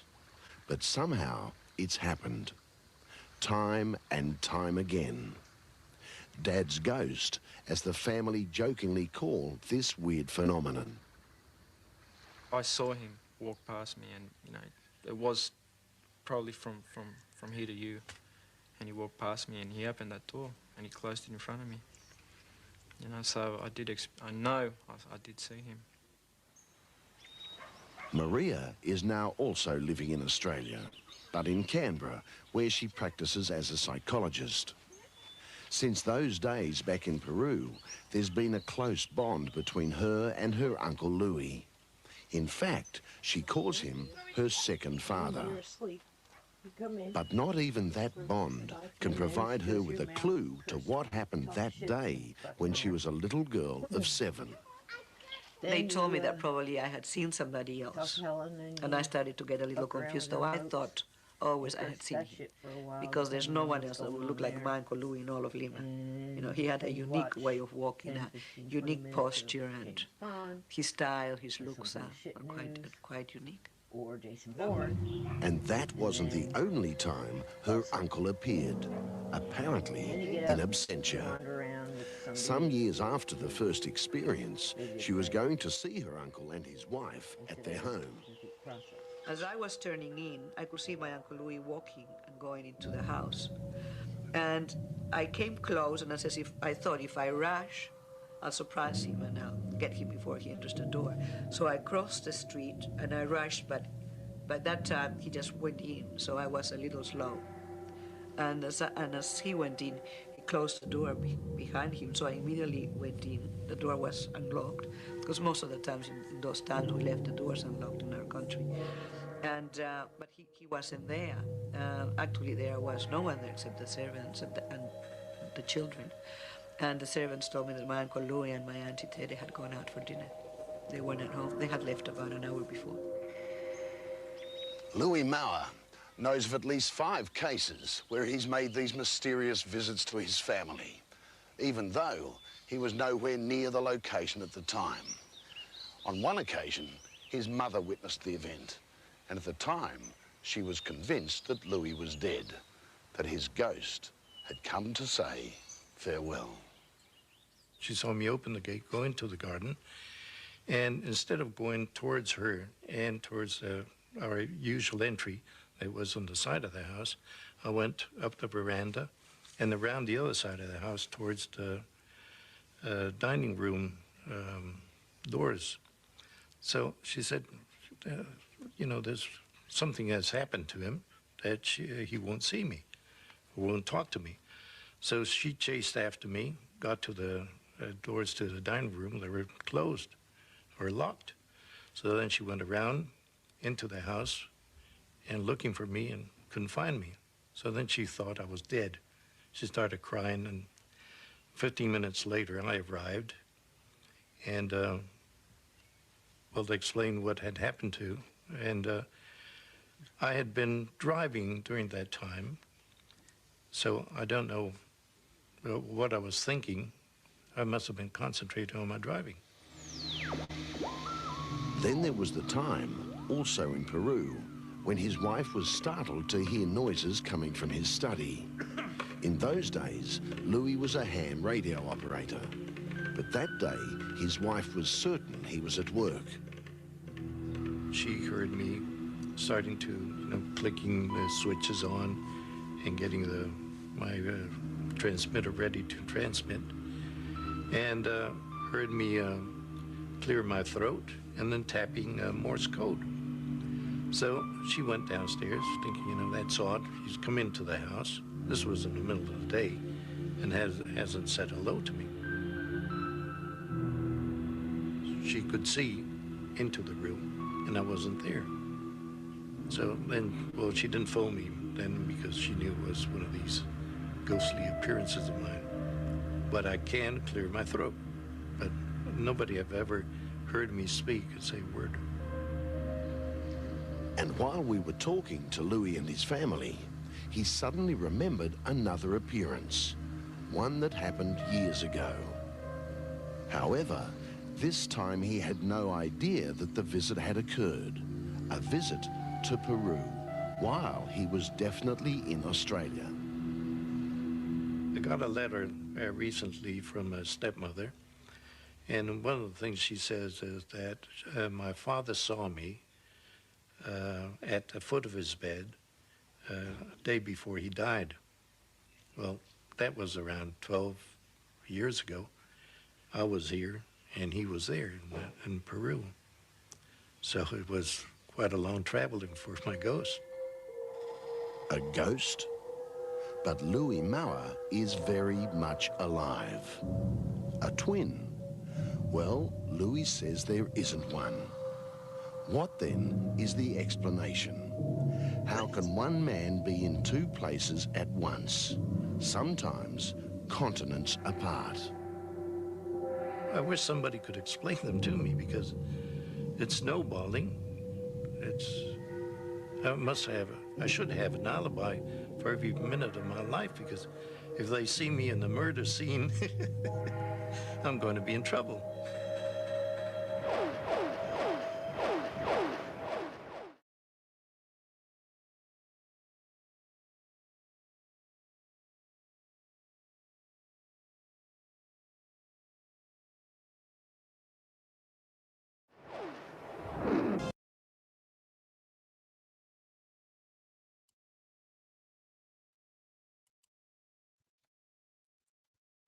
There you go. What do you think of that one?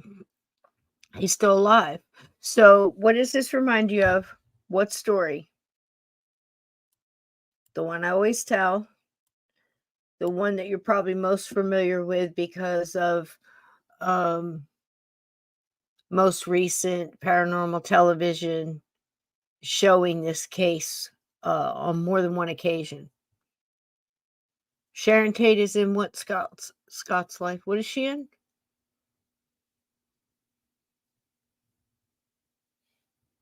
She's not in Lost Boys. What are you saying? Which movie is Sharon Tate in? I know she's in a cowboy movie. I can't remember. She is in one. Oh shoot. What is it? Which one are you talking about? 1967. Sharon Tate. The Fearless Vampire Killer. She's in that. Wow. Huh.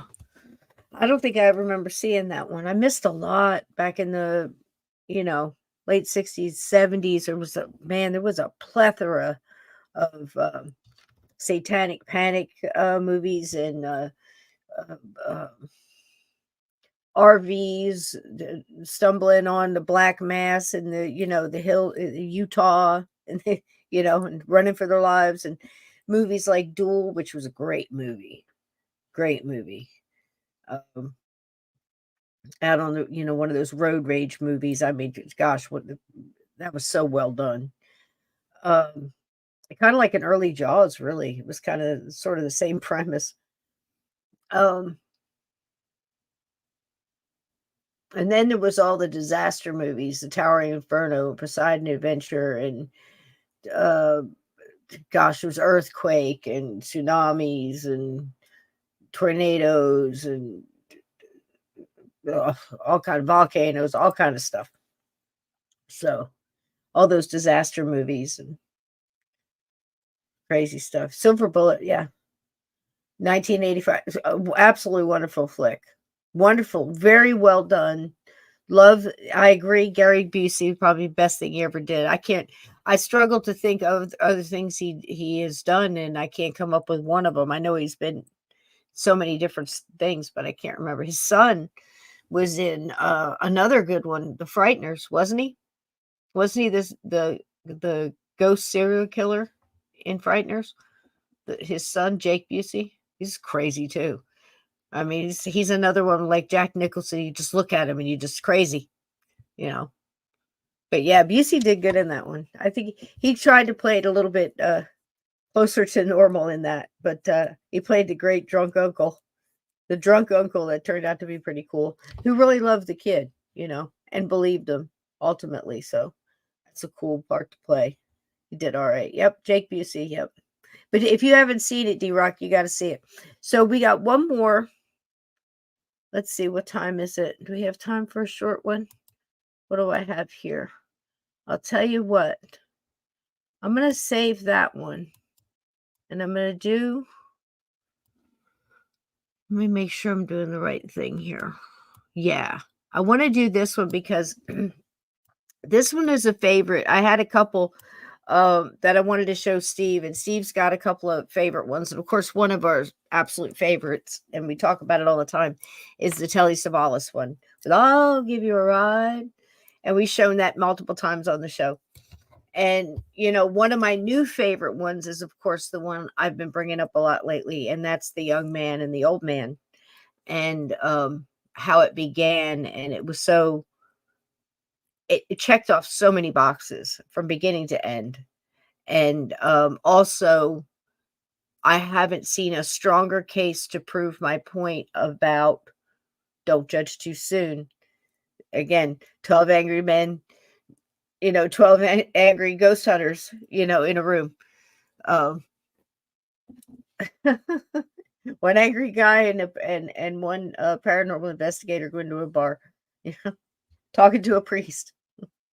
You know what? I think I've sat at a bar with an angry dude, a paranormal investigator, and a priest.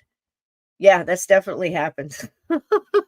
It's definitely happened now. I think, and probably a demonologist too. More than one angry man, I'm sure. But anyhow, that's funny, but it's true. It's funny how life turns out, right? So anyhow, so Steve had a couple favorites that I certainly do. But there's one that we did a couple of years ago, and it really turned out good. But it kind of is almost a broad brush kind of thing. Like, what do I mean by that? The ghost ship, the Crybaby Bridge, the bridge where multiple suicides, the that kind of thing. You see the person jumping or whatever off. The cliche kind of, so much so that it's like they all can't be true, but probably more than you think are, that kind of thing. So this one kind of paints a broad brush. It's got to be one of the most famous of this type. But who hasn't heard the ghost story, especially around Halloween, of the famous ghost hitchhiker? We've all heard them, whether they're trucker stories or, you're driving home late. Gosh, I was a bartender. You know how many late night drives I had through the country coming home? One pop tire, one, not that I couldn't change it. Of course I could change it, but who wants to? At 2:30, 3 o'clock in the morning out in the middle of nowhere. Think about it. Things change so fast, right? And you're driving home and you're wondering if, like I said, that story last night I told where the man was out running. He was just jogging. Something's following him in the corn, running with him, keeping pace with him. He slows. It slows. He speeds up. It speeds up. He knows he's going to run out of corn soon. He knows all he can do is take a left or a right. Where he needs to go, he's got to take a right. If he cuts a right when the corn runs out, what's going to happen? Well, the corn's going to run out for whatever's chasing him too. Whatever's keeping pace with him too. His heart rate's pounding, he's breathing. He's trying to sort this and process this for all he's worth. It's for his life. For his very life. Maybe even his soul. He doesn't know what this is. Could be, vampire after his soul too, or some kind of mess. but think about it. You don't know what it is. It's 4 rows over, keeping pace with him, about his height, if not larger. Is your heart not coming out of your chest? Are you just not full tilt boogie? All your adrenaline, all your muscles are on fire. You've got that cramp in your body that's just moved to extreme pain. It's spread out across your chest. Your hemis are all your thighs are burning. Your calves are starting to burn. You don't care, man. You just and you're trying to keep a rhythmic breathing. You're trying to sort it as you run.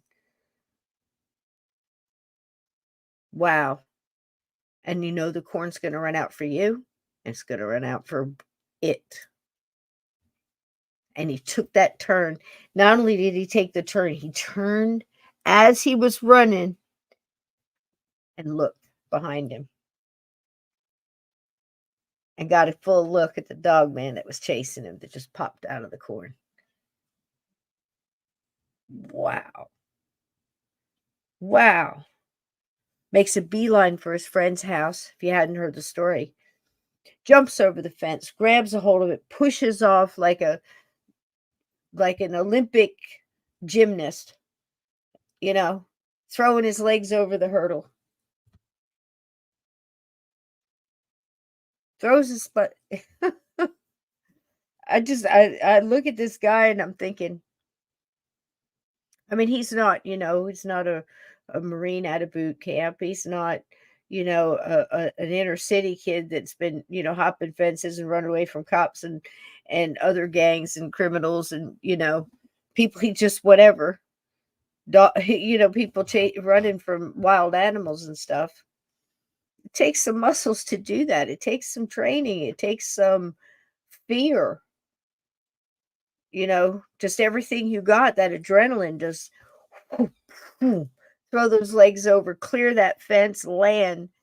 And then he's got the wherewithal to continue to run and dive into the deep end of his friend's pool and sink to the bottom, hold his breath, weight himself down, land at the bottom of the pool, and lay at the bottom for as long as he can, holding his breath, afraid to look up through the water and see that dog man leaning over the edge of that pool. Oh my gosh. If that doesn't send the hairs on the back of your neck. Oh, honey, thank you so much, Mr. Branson. Thank you so much, my brother. Every bit of that, I promise you, will go right into the kitty for this show. Thank you. Thank you. And it's, you guys, your super chats, your love, your likes, your comments, sharing this out, telling people, look, if you want to hear ghost stories, we got them. We got them. We'll talk about them. You got them. Bring them here. We'll talk about them. You got them. We got them. We all got them together. We're all learning. This is a great place to do it.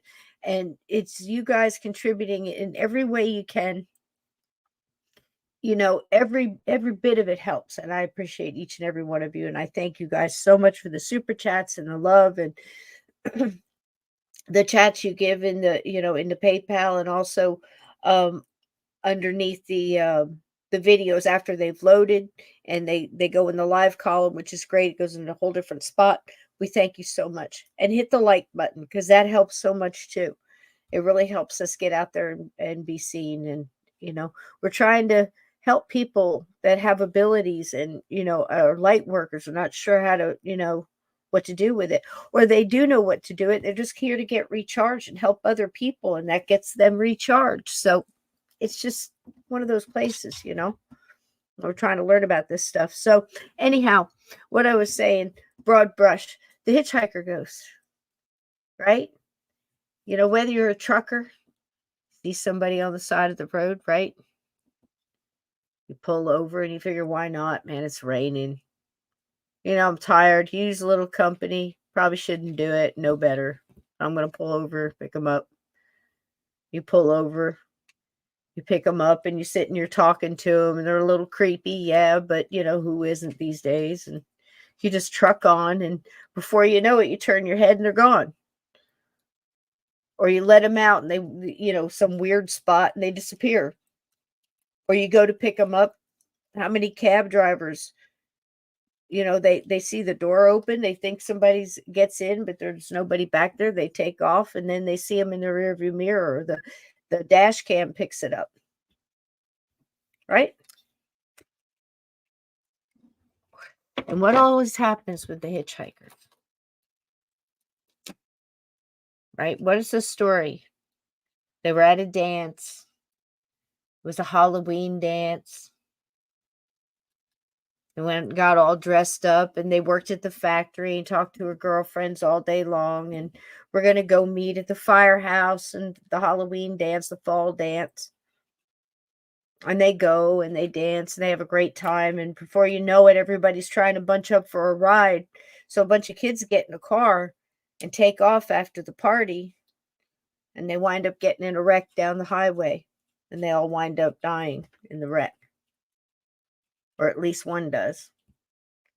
And it's that one girl who shows up at the party, who maybe dances with somebody, maybe talks to somebody, has a conversation with somebody, or seen hitchhiking along the highway, trying to get home after the party, only to get a ride and maybe has to get let off at the cemetery. Seems odd. Here's a famous one. And I'll let her take us out tonight. Let's see here if I can find it. Yep, that's it. How about this one?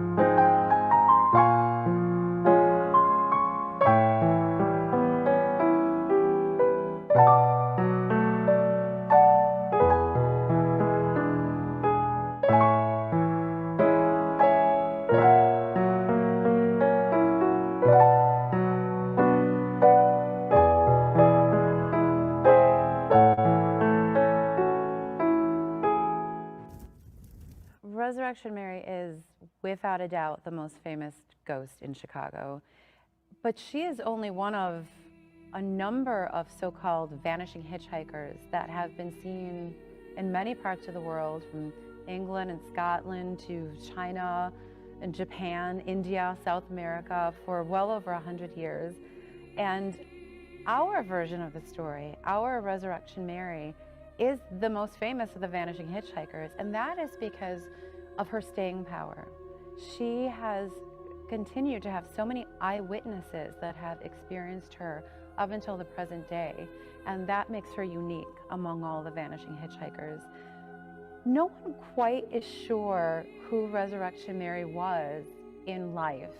There are a number of versions of the story that attempt to connect the ghost to one or another young women that lived and died in Chicago, usually in the 1920s or 30s. There's a version of the story that talks about little Anna Norkus, who was a 12-year-old girl that died in 1927 on the way home from a dance on the eve of her 12th birthday. She was buried in Resurrection Cemetery, and her ghost is seen traversing Archer Avenue outside late at night. There's a version of the story that connects Resurrection Mary to a girl named Mary Miskowski that was from the Bridgeport neighborhood on the south side that was reported on her way home from a Halloween party in the 1930s.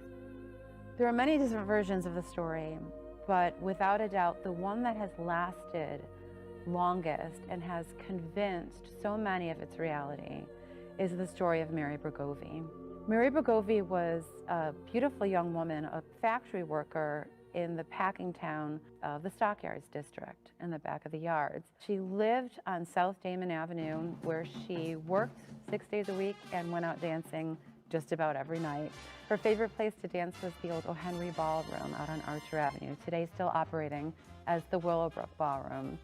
She had gone out shopping on a spring afternoon in 1934 with a friend of hers and made a double date with some young men that they had met for later on that night. That night, they went out dancing at the Willowbrook Ballroom, and at the end of the evening, about 1:30 in the morning, when the ballrooms closed, Mary still wanted to dance as usual. So she begged her escort to take them into the city where some of the nightclubs were open later. And so he, of course, complied. They went into the city, they danced till about 4 o'clock in the morning, and then headed out to make their way back to the back of the yard. Well, as they were leaving the Loop, the car they were driving in got into a deadly accident at the intersection of Lake Street and Wacker Drive. The car struck one of the support beams of the Lake Street elevated train structure. Mary was sitting in the front passenger seat and went through the window and died on the way to the hospital. She was buried at Resurrection Cemetery a few days later, and a few days after the burial, visitors to the cemetery began to report to the cemetery management that they were seeing a young woman dressed in a party dress with no shoes on, wandering around that section of the cemetery where Mary had been recently buried. When we hear about ghost stories, we usually hear about someone seeing a wispy form across the room or a shadowy figure in the corner. The stories of Resurrection Mary are never of that nature. Whenever someone encounters her, she is as real as can be. Men who'd never met Mary Boghobi were reporting that they had danced with this beautiful stranger who they had met on the ballroom floor, who seemed cold to the touch when they danced with her. She didn't have much to say. She was a woman of few words, but at the end of the evening, she would beg for a ride home. The young man was always happy to comply, but he could only get her so far.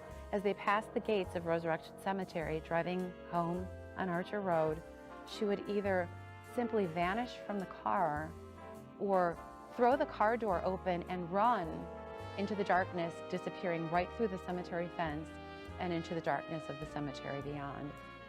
One of the most famous encounters with Resurrection Mary, there was a man that was driving past the cemetery. He was distracted by some movement towards the cemetery gate. And as he looked, he saw that there was a young woman that was trapped inside the cemetery. And she was standing at the front gates, clutching the bars, looking very much afraid. The man figured that she had been locked inside the cemetery after closing time. It's an enormous place. He turned around in his car and went back to the police station and reported what he had seen. And the police officer at the desk called the caretaker of Resurrection to meet 2 officers at the front gates to let the young woman out and make sure she was okay. They met the caretaker at the front gates a few minutes later and found no trace of anyone there. But what they did find was that the bars that the young woman had been clutching had been pried apart as if by some incredible heat, and burned into the metal were the imprint of 2 what were described later as delicate hands.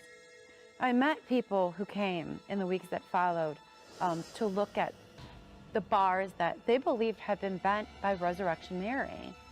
And I've been told by many people that saw the bars firsthand before they were repaired that the imprints of the fingerprints were so precise that you could actually see the fingerprints burned into the metal of the bars. The cemetery said that there had been an accident. A cemetery worker had backed a truck into the bars, they said, and bent them. So they had heated them up, and a worker had put on some heavy worker's gloves and had tried to bend the bars back into shape, which they said explained the handprints on the bars. Many, many eyewitnesses who came to see the bars in the weeks that followed went on record saying that the handprints that they saw were the handprints of a child. I think that kind of the magic or the dynamo behind the Resurrection Mary encounters is really the road itself. Archer Avenue was an ancient Indian road, and we know from talking with Native Americans all around the United States that these ancient roads were laid down by their ancestors over lines in the environment that they believed to have spiritual significance. And they were traditionally, and apparently continue to be, places where people have supernatural experiences. We do special Archer Avenue tours about quarterly, where we go down. Specifically, we start out at Chet's Melody Lounge across from Resurrection Cemetery, which is very famously associated with the story. Resurrection Mary has gone into Chet's Melody Lounge on several occasions.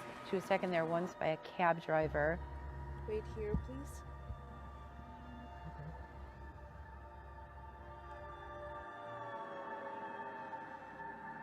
She went inside to get the cab fare to give him his payment, and she never came out. He went in rather angrily to find her.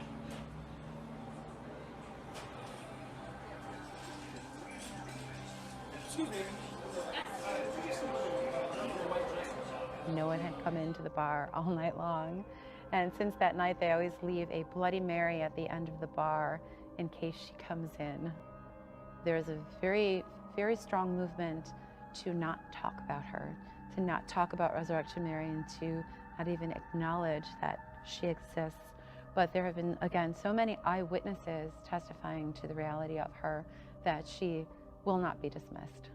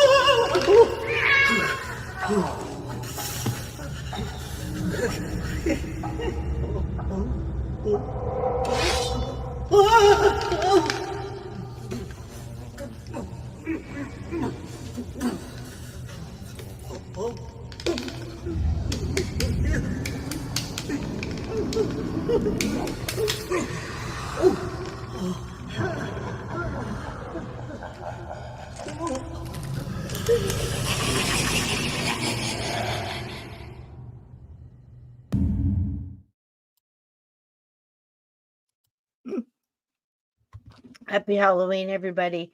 I'll tell you what, I love it too, Lindsay. I these little things that come around Halloween and the jack-o'-lanterns and the fall leaves and the scenery changes and the winds get a little chillier. All of that. Love it all. Love it all.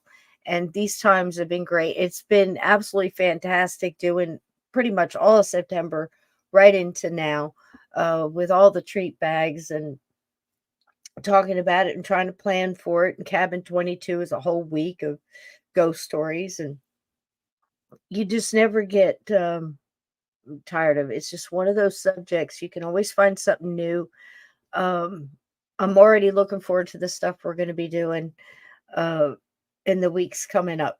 I got some great guests lined up. I'm already talking to them. I'm already looking at some new true crime mystery kind of stuff. I got to get into another Lizzie Borden kind of thing.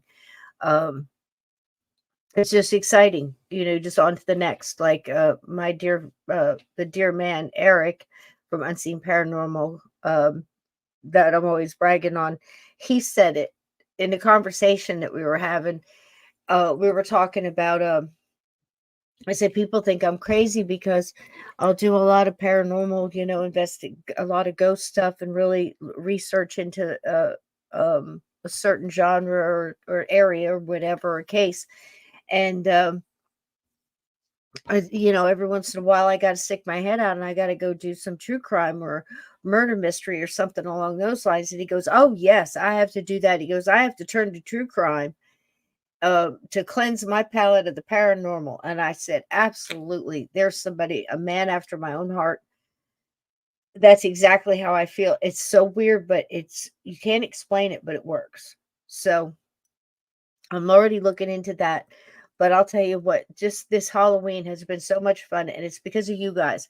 It's because you let me surprise you with little treats here and there, like the monkey's paw or the raven, or a little treat bag with some ghost stories and some alien abductions and some big feet stories, and different things in it. And we had a blast.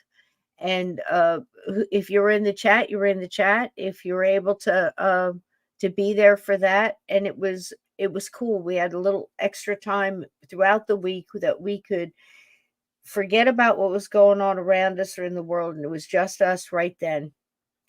And we were listening to something that we had an interest in, or we were having fun with, like when we were doing don't underestimate these old radio shows now, people.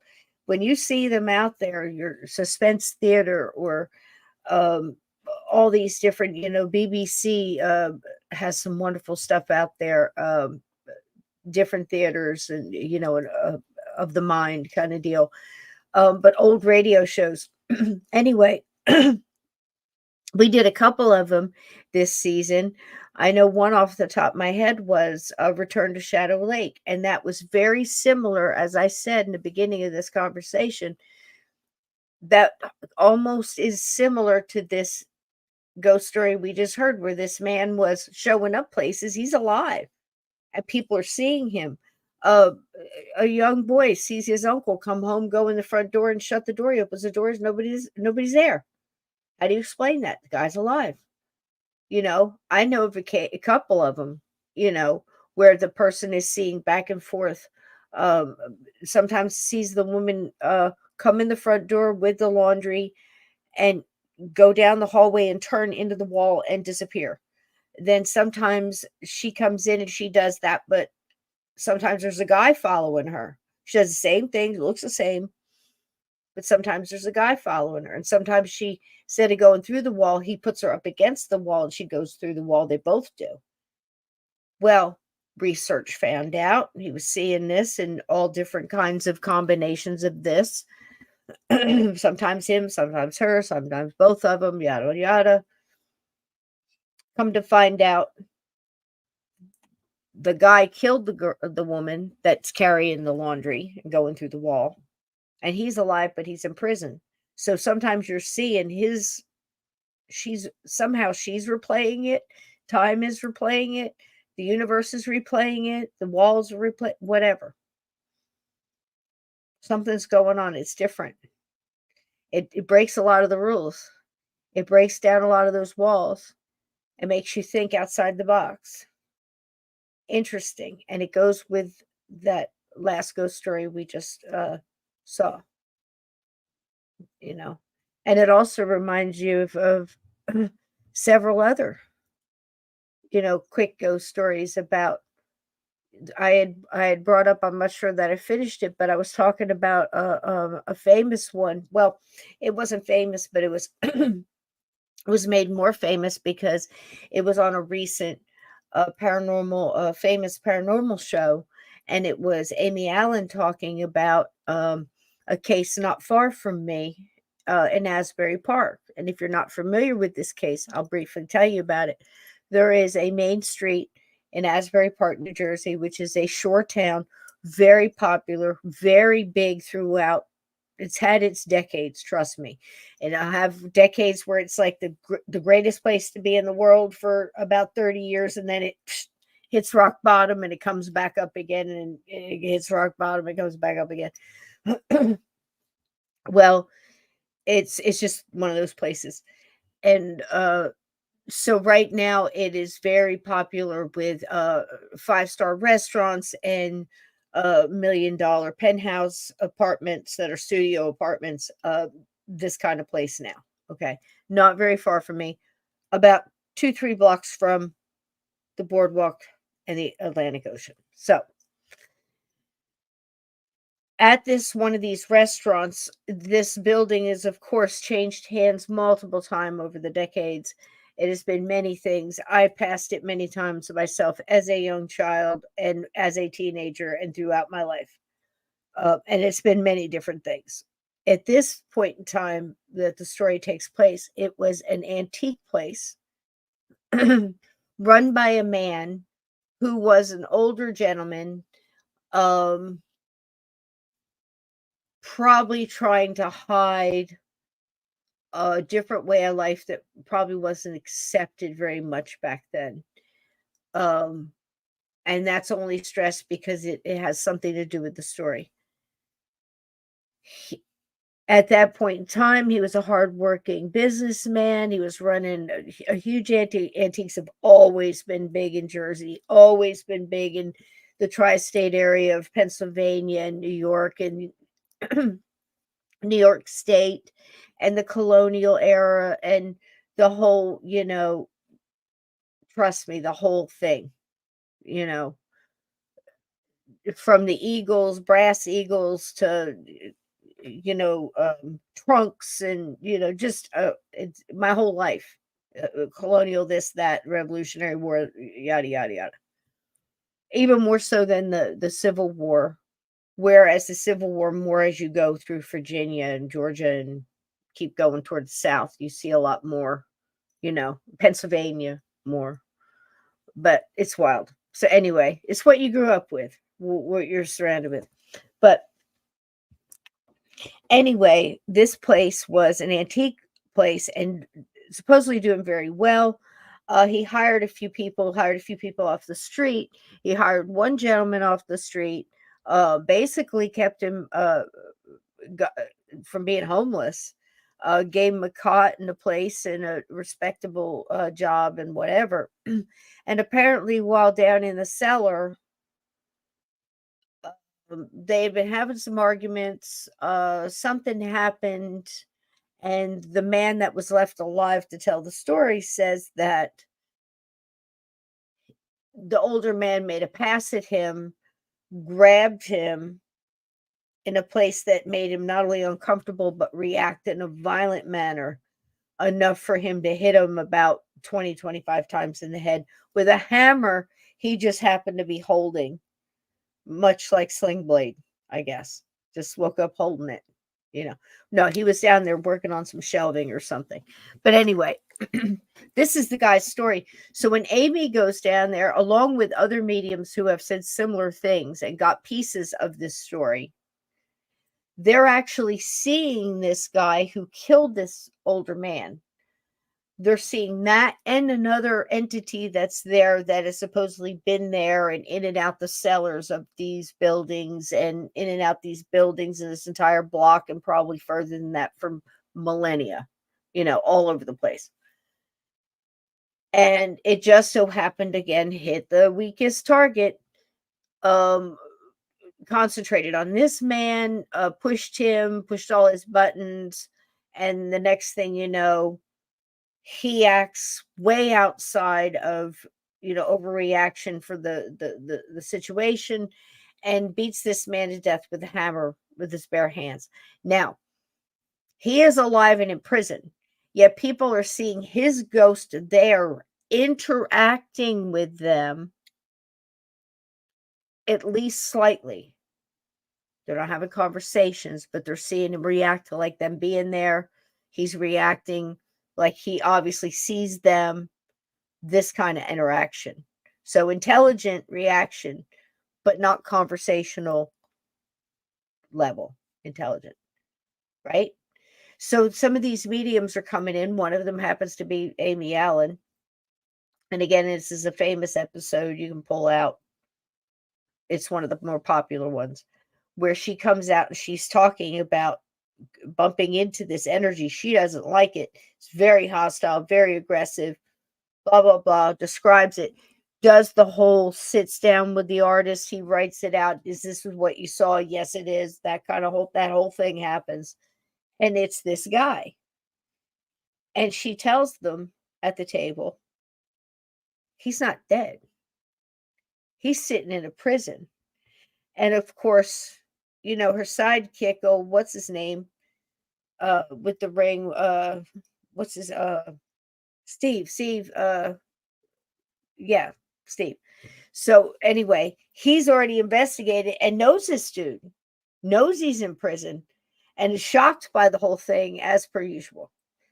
But that's the story there, and that's why it was retold so many times, because it was shown on that show, along with other shows. I believe it was another one, but I can't remember the name of the show.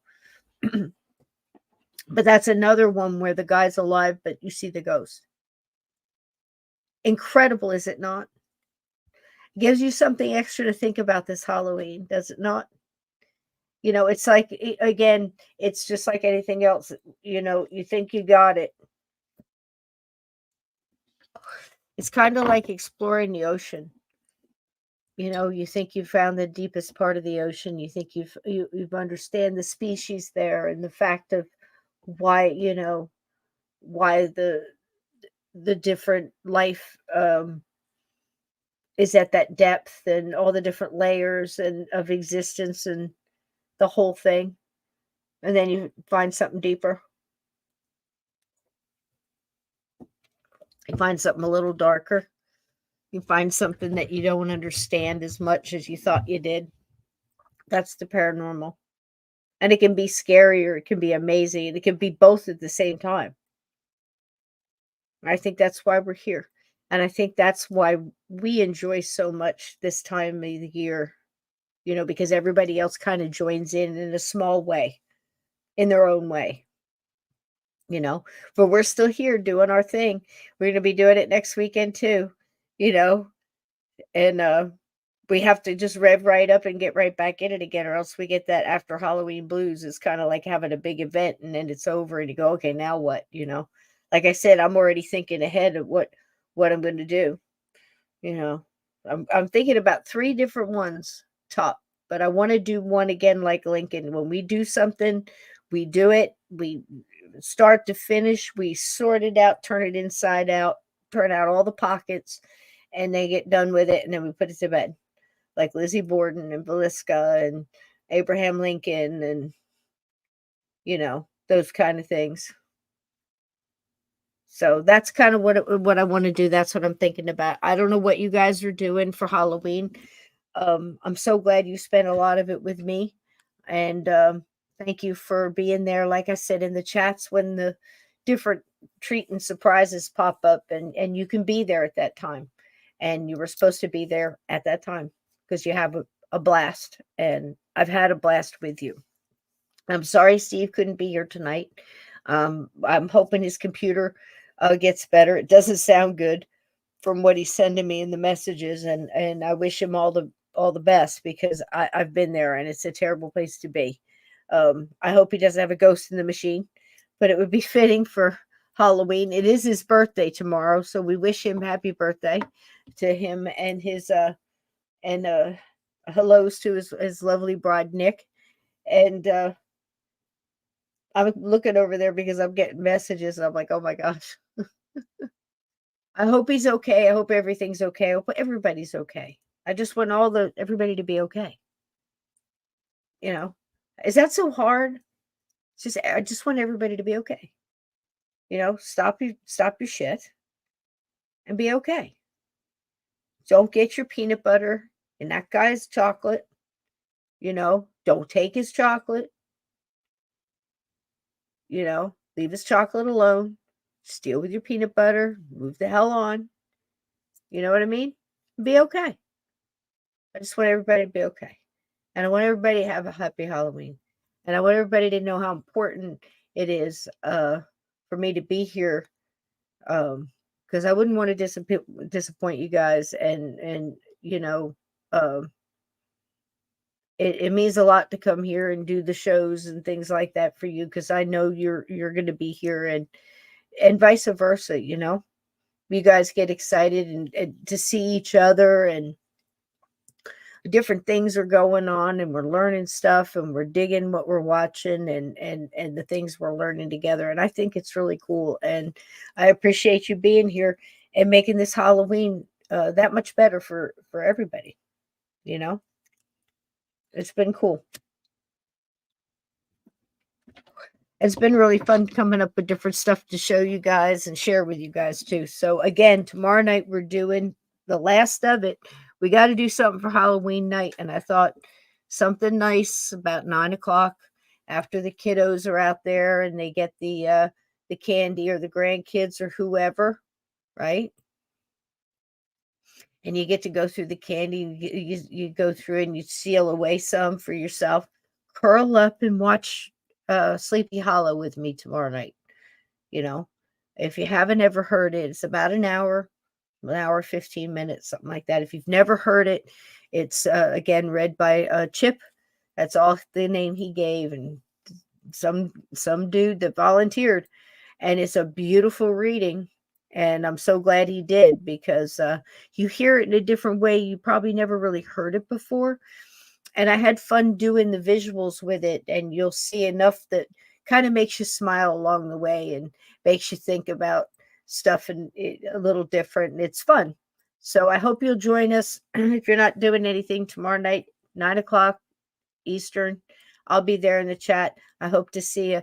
And on the way out, I thought it'd be nice to have a little nostalgia, because I can remember a lot of Halloweens where I would listen to the radio, and I'll tell you the radio I had. My mother left very few things behind when she passed.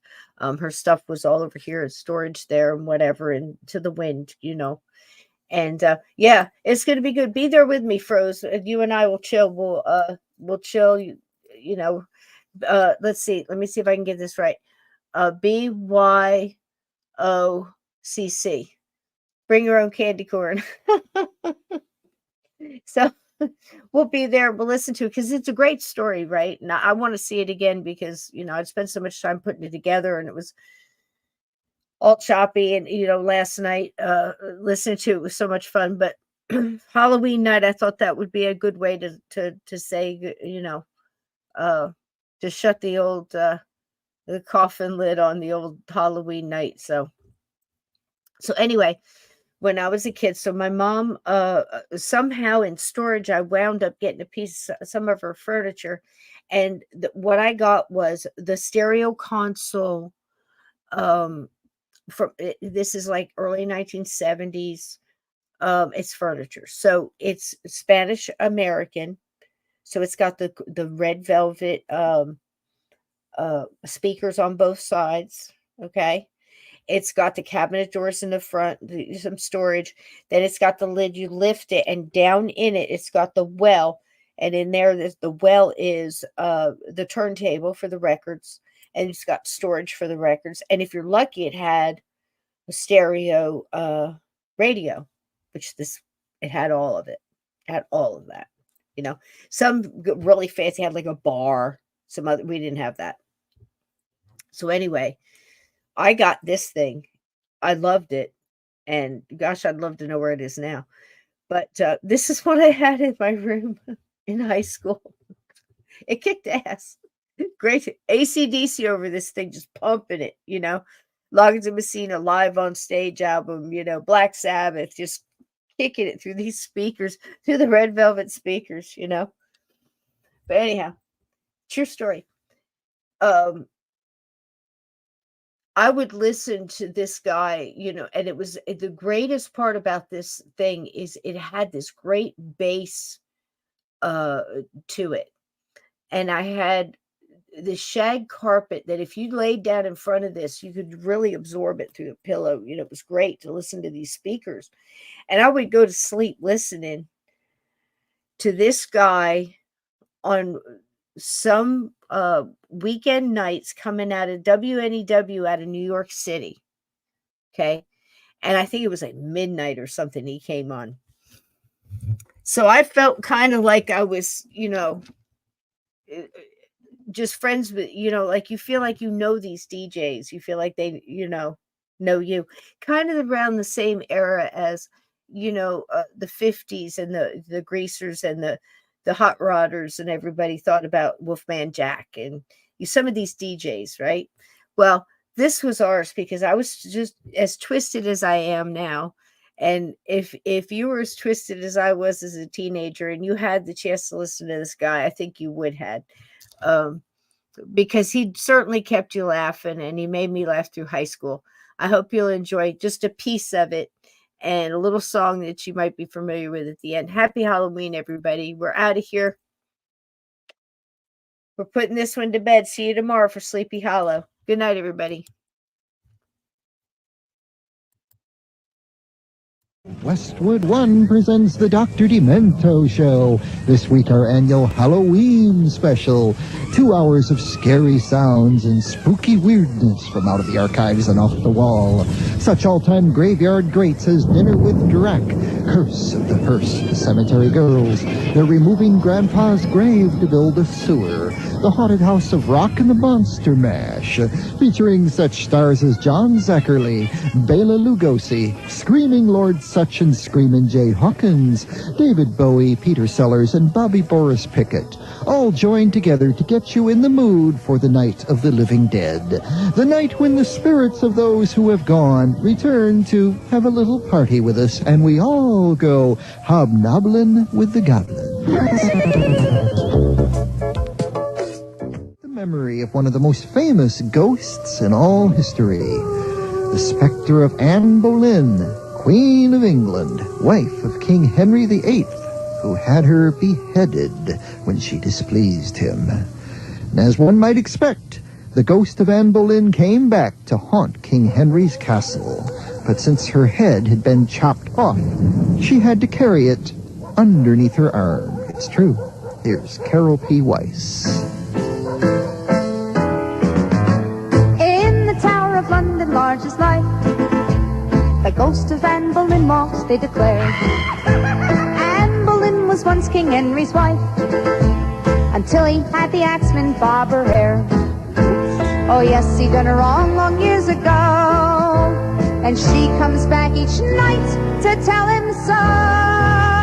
With her head tucked underneath her arm, she walks the bloody tower. With her head tucked underneath her arm at the midnight hour.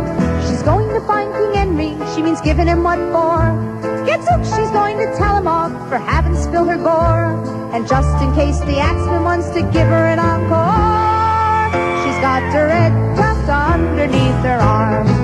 With her head tucked underneath her arm, she walks the bloody tower. With her head tucked underneath her arm at the midnight hour. Along the drafty corridors for miles and miles she goes. She sometimes catches cold, poor thing, it's cold there when it blows. And it's awfully awkward for the queen when she has to blow her nose.